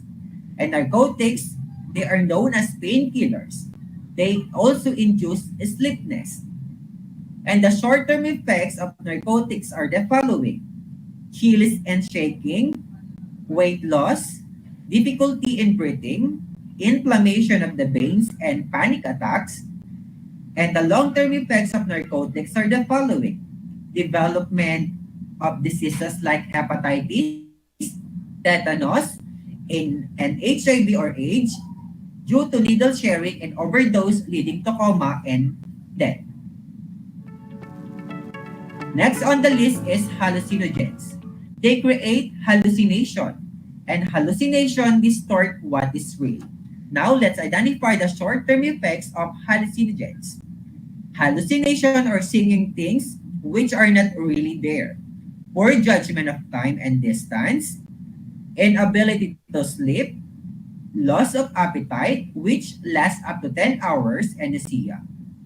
The long-term effects of hallucinogens are the following: increased blood pressure, brain damage, psychosis, a mental disorder in which reality distorted or twisted, and coma or worse is death. And last, but definitely not the least, is the inhalants. Inhalants are found in common household chemical products. Inhalants are HAP or SNF. And now the long and short effects of inhalants are the following: slurred speech, poor coordination, feeling of lightheadedness, foul breath, and hallucination.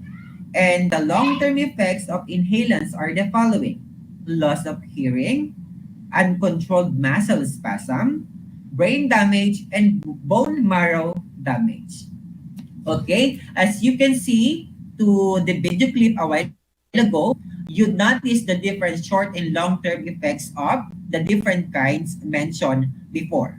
So that sums up our short discussion for today's afternoon broadcast in Health 9.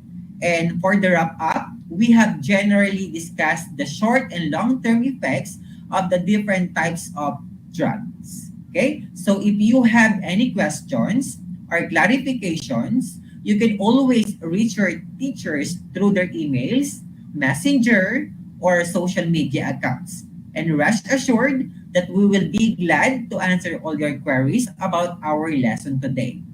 And grade 9 students, you can start answering now your activity or learning activity in your module. We have our activity number 2 entitled Concept Mapping. Okay, all you have to do is to identify the harmful effects of the different drugs in our body. Okay, I hope you enjoyed and you had a deeper understanding about our lesson today, grade 9 students. And I hope you got something about our topic today. And take note of this, grade 9 students from all over the Tarlac province. Never use drugs as destroy our lives and take our good future away from us. Again, never use drugs as destroy our lives and take our good future away from us. And this has been your teacher broadcaster saying goodbye. God bless. Stay home. Stay safe. Keep on praying and stay away from drugs. See you soon, grade 9 learners.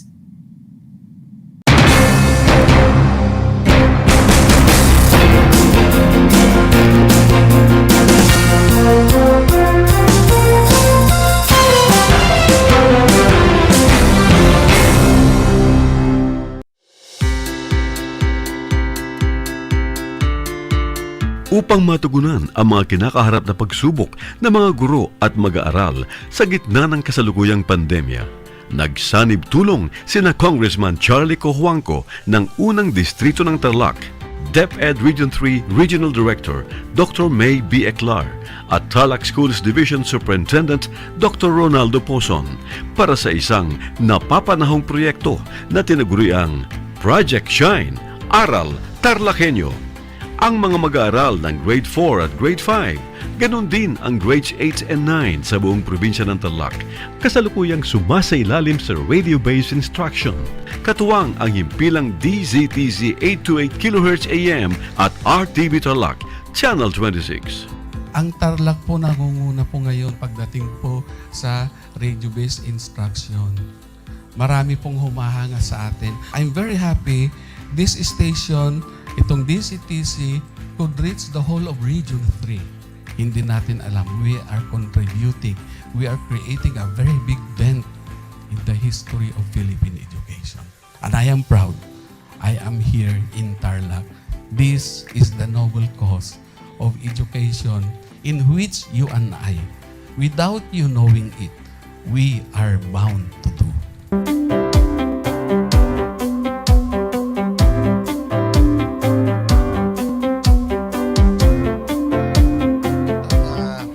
Project natin na Project Shine is a natural consequence dahil sa nangyari sa buong mundo. Let's continue to work together. I think it's very Filipino to practice bayanihan in anything or most of the things that we do. And this is a manifestation of that. No? We have private sector, we have DEPED, we have local government, all working together. And I hope the parents of some of these children, especially the parents that did not graduate from school or hindi nakapag-aral nung sila ay bata, sana naman gamitin na nila itong opportunity na mag-schooling na rin sila kasama ng mga anak nila para mag-bonding pati ang mga magulang sa mga bata. I look at this as doing God's work. Diba? So if you do God's work, it feels right. It's righteous. It's for good, not for evil. Good morning and happy learning, grade 4. Welcome to Aral TarlakHenyo here on RTV Tarlac, Channel 26. Simulcast over DZTZ 828, Radio Filipino Tarlac. I am Teacher Mercy Pacheco Bognot. This is Alistair Aidatu. I am Marie Josephine B. Andrade. I am Teacher Princess Marie Andueñas. and I will be your teacher broadcaster for today.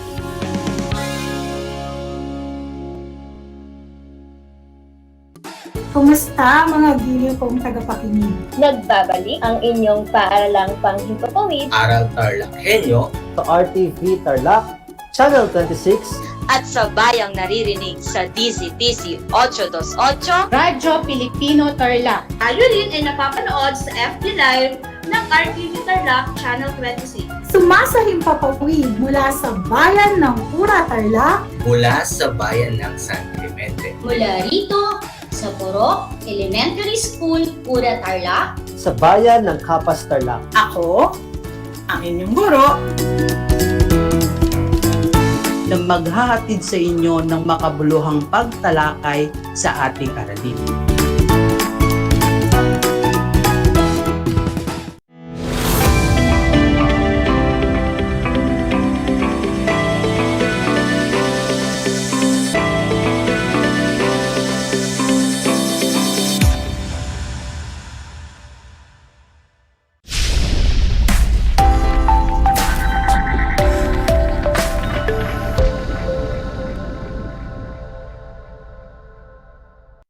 Po sa mga nanunood at nakikinig ng Aral TarlakHenyo Project Shine ng DEPED Tarlac Province sa RTV Tarlac Channel 26 at Converge TV 100 na sa bayan ring naririnig sa DZTZ 828 AM Radyo Filipino Tarlac.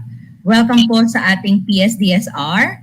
Ako po si Dr. Marisa M. Damian, Public Schools District Supervisor ng Victoria West District. Sumasahim papawid live mula sa bayan ng Victoria, ang inyong magiging host for today. So kasama po natin ngayon ang mabait, masipag, and of course, good-looking na Public Schools District Supervisor ng Hirona South District, Sir Peter Orsame. Hello, Sir Peter. Good afternoon po. Batiin po natin yung ating mga viewers and listeners.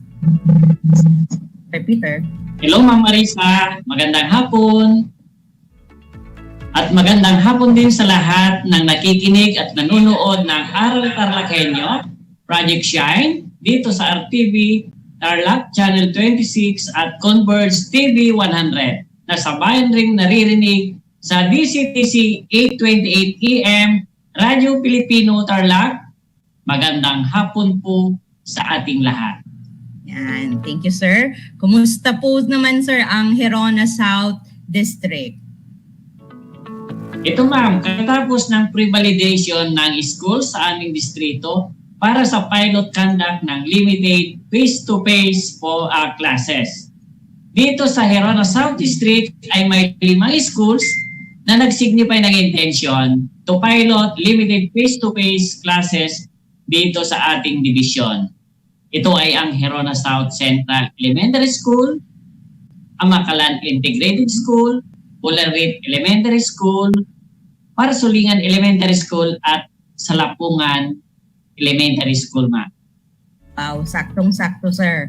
So fresh na fresh from division pre-validation of the readiness of schools for the limited face-to-face classes. So sa ating mga viewers, maririnig po natin ngayon ang mga fresh na balita coming from our guest, Sir Peter Orsame. So tama, sir, ano? Fresh from the pre-validation. Yes, Ma'am Marisa, fresh from pre-validation. Opo. So napapanahong usapan, dear viewers and listeners, the preparation for the limited face-to-face classes ngayong panahon ng pandemya. So sa ating mga nakikinig ngayong hapon dito sa ating PSDSR, ang pag-uusapan po natin kasama ang ating guest, PSDS ngayong hapon ay ang paghahanda at aksyon ng kanilang distrito, which is Hirona South District, sa gaganaping limited face-to-face classes. Kaya na nga ba? Aalimin po natin, kaya na nga ba? At ready na nga ba ang Hirona South District sa implementation ng face-to-face classes? Actually, isa po ang Hirona South District sa mga pilot implementers dito sa ating division for the conduct of limited face-to-face. So, Sir Peter, yung talakayan po natin ngayong year 2 ng Aral TarlakHenyo Project Shine sa PSDSR ay umiikot sa temang pressures, measures, and treasures. PMT, sabi nga natin, sir. Pressures, measures, and treasures. Ito po yung pag-usapan natin. Ito yung mga PMT na related sa paghahanda nyo for the limited face-to-face classes sa inyong distrito. So kami po ay nagpapasalamat at natutuwa dahil pinaunlakan nyo po yung panayam na ito dahil alam namin sa mga nakikinig po si Sir, katatapos lang nilang nag-validate ngayong araw. Talaga, Sir, pasok ka na kasi magsisimula na tayo. Katatapos lang ng pre-validation, binisita po ang Hirona South District ng ating mga division validator. So malaking bagay, Sir, na kahit talagang alam kong busy kayo, magandang bagay na marinig namin sa inyo, fresh from you, yung mga napapanahong balita, mainit-init na balita, sabi nga natin, your best practices and interventions para makatulong din sa mga ibang schools na nakikinig ngayon na ongoing din ang kanilang preparation for the pilot implementation of face-to-face classes dito sa Tarlac. So handa ka na ba, Sir Peter? Handa na, Ma'am Marisa. Ayan, salamat po. So, Sir Peter, gayang nabanggit ko kanina, no, pag-usapan natin yung pressures. Ano ba yung pressures na ito? Ito yung mga challenges na naranasan natin during the preparation ng limited face-to-face na mga ginagawa po natin sa distrito nyo while doing sabi nga natin, yung preparation ninyo for the upcoming limited face-to-face. And also, yung measures po, ito naman yung mga interventions ninyo, innovations ninyo to address the challenges encountered sa mga nakita nyo po during your preparation. At syempre yung panghuli, yung inyong mga treasures or yung mga lessons learned ninyo mula sa mga pangyayaring ito. Syempre as the leader at saka through your leadership sa Hirona South District, nasaksihan nyo po yan. At isa kayo sa nagbigay ng technical assistance sa kanila for this pilot implementation. Sir? Yes, Ma'am Marisa.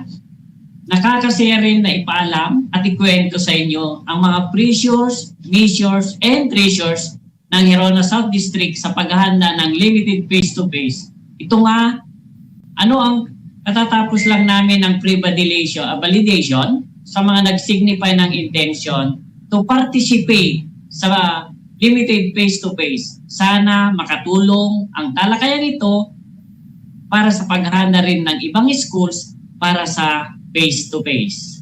Yes, sir. Surely, makakatulong ito. Mainit-init na balita. Kaya nga, sir, hindi namin pinalagpas ang pagkakataon na kayo yung kahit sa una, sir, di ba? Kasabay ang Ma'am Marisa, pwede bang maiba yung ating interview? Pero salamat po sa pagpapaunlak kasi iba yung marinig talaga namin sa inyo yung mga nangyari at mga hakbang nyo para makapag-ready rin po yung ibang mga kasamahan natin dito sa Tarlac para sa implementation ng face-to-face. So sir, kwentuhan nyo naman kami regarding sa inyong mga paghahanda bago ang validation and during the validation na rin po, sir. Sa katunayan po, Madam Marisa, nung nabasa namin ang content ng School Readiness Assessment Survey, hindi namin alam kung paano namin isa-isahin at isagawa ng mga kinakailangan para sa face-to-face. Oo nga, sir. Relate talaga ako dyan. Relate na relate. Kasi kung makikita natin yung mga indicators doon, napakarami po talaga para ma-comply ng mga schools bago sila mapayagan na makapagsimula ng face-to-face classes. So, sir, pwede ba nating banggitin para marinig din ng ating mga nakikinig yung naging basihan natin, guidelines natin, yung DEPED order man yan, na naging basihan natin sa paghahanda natin for the face-to-face modality na gaganapin later on? Ma'am Marisa, ito yung enclosure sa DEPED Order 71, Series 2021. Yung School Safety Assessment Tool 2021 for the pilot study on the face-to-face learning modality, gayon din yung DEPED DOH Joint Circular number 1 Series of 2021. O yan, listeners and viewers, narinig po ninyo, no? DEPED Order 71 Series of 2021 and DEPED DOH Joint Circular 1 Series of 2021 para po ma-download din po ninyo at mabasa ninyo para mas lalo tayong maging aware at maliwanagan sa mga kailangan nating i-ready sa sa face-to-face learning modality na i-implement na po natin. So makikita natin doon talaga maraming indicators na kailangan nating i-comply and kailangan yes po lahat bago tayo mapayagan. Di ba, sir? Ayan, marami. So kahit marami po yun, pero ito, naitawid nyo, kaya nga po na-validate na po kayo. So paano po nyo yun ginawa? Sir Peter. Madam Marisa, ito ang paghahanda na aming isinagawa para sa face-to-face classes. Una, gumawa kami ng parent survey na kung saan na ang sagot ng mga magulang ay hindi rin sigurado kung papayagan nila ang kanilang mga anak para sa face-to-face classes. Pero hindi kami tumigil para isagawa ang mga requirements para sa face-to-face. Gumawa ulit kami ng survey at binigyan namin ng kopya ang mga kaguruan ng buong nilalaman at ipinaliwanag sa mga magulang hanggang sa maintindihan nilang mabuti. Yan, narinig po natin, sir, ang ganun, not once, but twice talaga, sir. Yung pagbibigay nyo, pagkuha nyo ulit ng survey, pagsusurvey nyo sa ating mga magulang para mas makita nyo talaga kung kasi sa una pa lang, siyempre maraming agam-agam, sir, kasi hindi pa sila ganon talaga naliwanagan. So para maipaliwanag ng mabuti, pakinggan po natin sa ating mga viewers, not once, but twice ang ginawa ng Hirona South District para ma-survey. Hindi sila tumigil sa isa lang. Inulit pa ulit. Kasi baka yung una agam-agam, tapos naliwanagan, yun na ulit, survey. So yun nga po, para maipaliwanag ng mabuti, isa sa mga best practice ng Hirona South District, survey, not only once, but twice, persistent ang mga taga Hirona South District. Ano pa po, sir, yung mga ginawa natin na paghahanda sa limited face-to-face? Madam, nakipag-coordinate din kami sa LGU. At mismo ang aming butihing Mayor Eloise Eclar ang gumawa ng sulat at isinumiti sa ating Regional Director, Dr. Maybe Eclar, na ang nilalaman ay ang 100% suporta ng LGU sa face-to-face sa bayan ng Hirona. Wow. At gumawa ulit din kami ng survey. Yes, sir. Sa mga magulang na ang resulta ay marami ng pumayag para sa face-to-face classes. Wow, nakita natin talaga yung persistence ng Hirona South District. Kanina sabi ko, sir, not once. Tapos ngayon, not twice, kundi 3 times na po yung pag-survey ng mga schools sa Hirona South District. Ang galing at ang tiyaga, sir. Very persistent talaga para makuha talaga natin, maisulong natin ang dekalidad na edukasyon dito sa ating distrito. So meron pa po ba, sir, maliban po doon sa mga survey na ginawa natin, ano pa po yung mga ginawa nating paghahanda? Pagkatapos ng survey, madam, doon nag-umpisa na kaming naghanda para sa school grounds, facilities. Humingi kami ng suporta sa mga magulang, barangay officials, NGOs at alumni para sa clean up drive. At noong December 15, 2021, bumisita ang Division Face-to-Face Technical Assistant Team headed by our ESDS, Madam Selena L. Vega, at nagbigay ng suggestion at inspirasyon sa mga kaguruan para ipagpatuloy ang aming paghahanda para maisagawa ang mga kinakailangan ng face-to-face classes.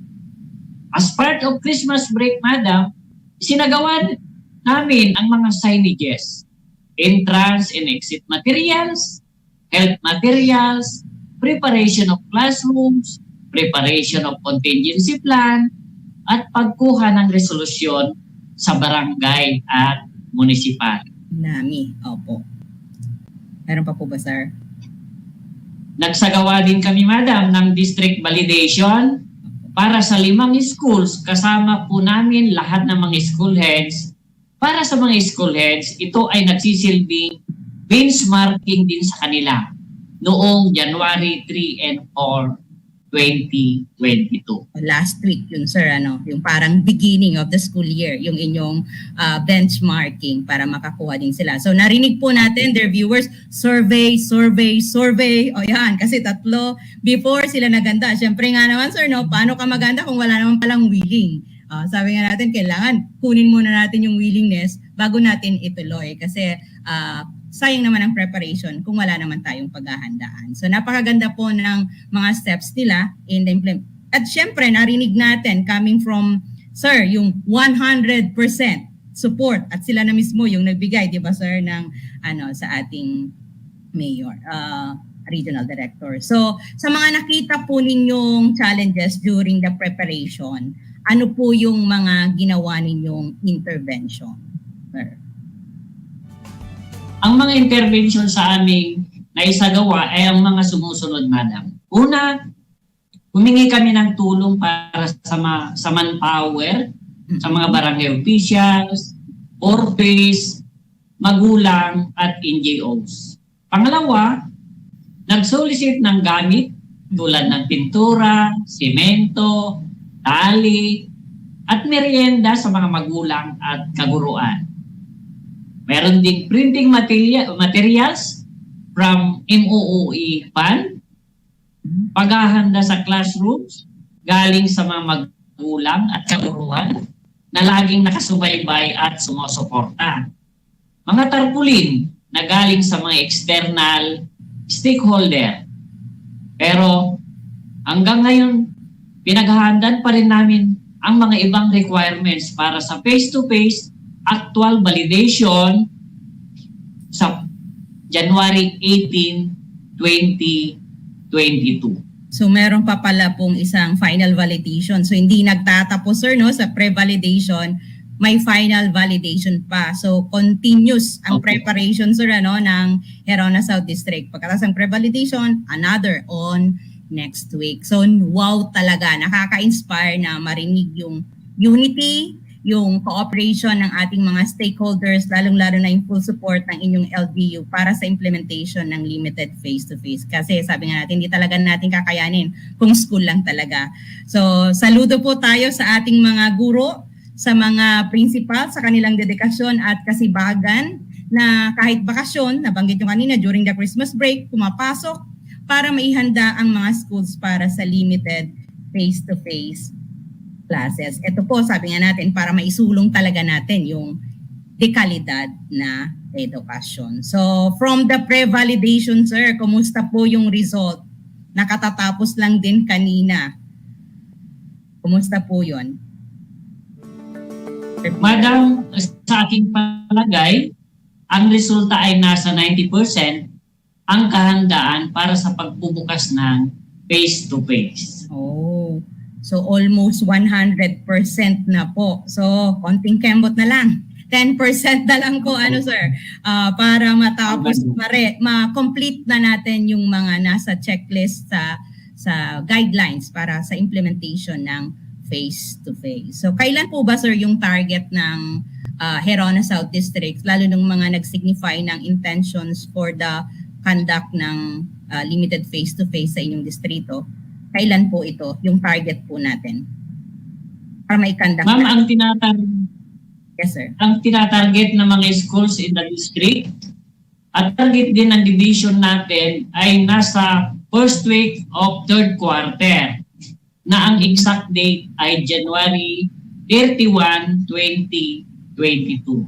So almost a month na lang din po sir, kasi ngayon January 11. Ayan, so ilang araw na lang, 20 days, yan, to be exact, para sa implementasyon. So sa tingin nyo po, by that time, all set na po ba ang mga schools sa Herona South District? Lalo yung mga nag-signify ng intentions for the limited face-to-face. All set na po ba sa panahong yon, sa time na yon, na target ninyo? Hopefully, Mama Risa, continuous naman ang preparation ng mga schools para sa maging compliant sa ating SSAT. Magkakaroon pa niya ng post-validation next week para masigurado na okay na. We are doing all na makakaya namin para maging compliant sa safety ang schools para sa face-to-face classes. Isa rin sa hinihintay namin ang vaccine para sa age 5 to 11 years old. Ito yung edad na kinikiter natin sa elementary. At dahil nasa balita rin natin na parating na ang mga vaccine para sa kanila. Sana nga before mapilot ang face-to-face, mabakunahan na sila para ma-sure ang kaligtasan ng ating mga mag-aaral, gayon din ang ating mga guro. Yan. Amen for that, sir. Sana nga po, sana maging safe at okay ang lahat para sa tagumpay ng face-to-face implementation natin. Comes January 31, 2022. Narinig ko nga rin yan, sir, yung balita. At nung narinig ko nga yung balita, sinare ko din agad sa ating mga kasamaan dito para maalis din ng konti yung agam-agam na yan. So siguro ang magiging challenge na naman yan, sir, no? Yung encourage natin yung mga bata na mag-vaccine. So that's one of magiging challenge na naman natin sa susunod na implementation pag dumating na. Sabi nga natin kay, yes sir, di ba sir? Another challenge yan na paghahandaan talaga natin. Yung, di ba sir, yung matatanda ang hirap ding ibig mo sabihin, inganyo. Paano pa kaya yung mga bata natin? Pero hoping for the best. Sana para safe po ang lahat. So kailangan talaga na rin natin sir na to learn to live with this COVID-19 virus. Kasi sabi nga natin, nandyan na siya. Hindi na ito mawawala. Pero kailangan natin mag-observe ng strict protocol and learn to live with this virus. And dapat ito hindi na ito magiging hadlang para sa dekalidad na edukasyon. So gaano man kahirap yung susuungin natin, kakayanin natin, syempre para sa bata, para sa bayan. Basta, sabi nga natin, strictly observe safety protocol always. Ayaw naman natin na may mapahamak sa ating mga clienteles at ganun din sa ating mga kaguruan. Kaya nga, nabanggit kanina ni Sir, marami pa, continuous ang preparation at hindi pinapayagan ang mga schools unless maging compliant sa mga requirements under the SSAT. Tama ba, Sir? Yes, ma'am. Para sa bata, para sa bayan. Kasabay ng sulong edukalidad, sulong safety rin tayo. Yan, tama po. So mula sa mga kaganapang ito, sir, sa mga naranasan ninyo sa preparasyon, ano yung mga lessons learned ninyo? So ito na po, dadako na tayo sa treasures. PMT nga natapos tayo sa treasures, nandito tayo sa measures, ngayon treasures na. Ano po yung mga treasures na ito? Ano po yung mga magiging tips nyo para sa mga kasamahan natin na magkakandak din, na nag-ready din for the face-to-face modality? Ma'am Marisa, kung lahat ay magkakaisa at sama-sama, walang di makakaya. Really, it takes a village to educate a child. Bawat isa ay may papel para may taguyod at mapagtagumpayan ang hamon ng edukasyon dulot ng pandemyang ito. Ang school, parents, LGU, and other stakeholders ay dapat magkakaisa para sa iisang adhikain. May sulong ang dekalidad na edukasyon para sa mga bata.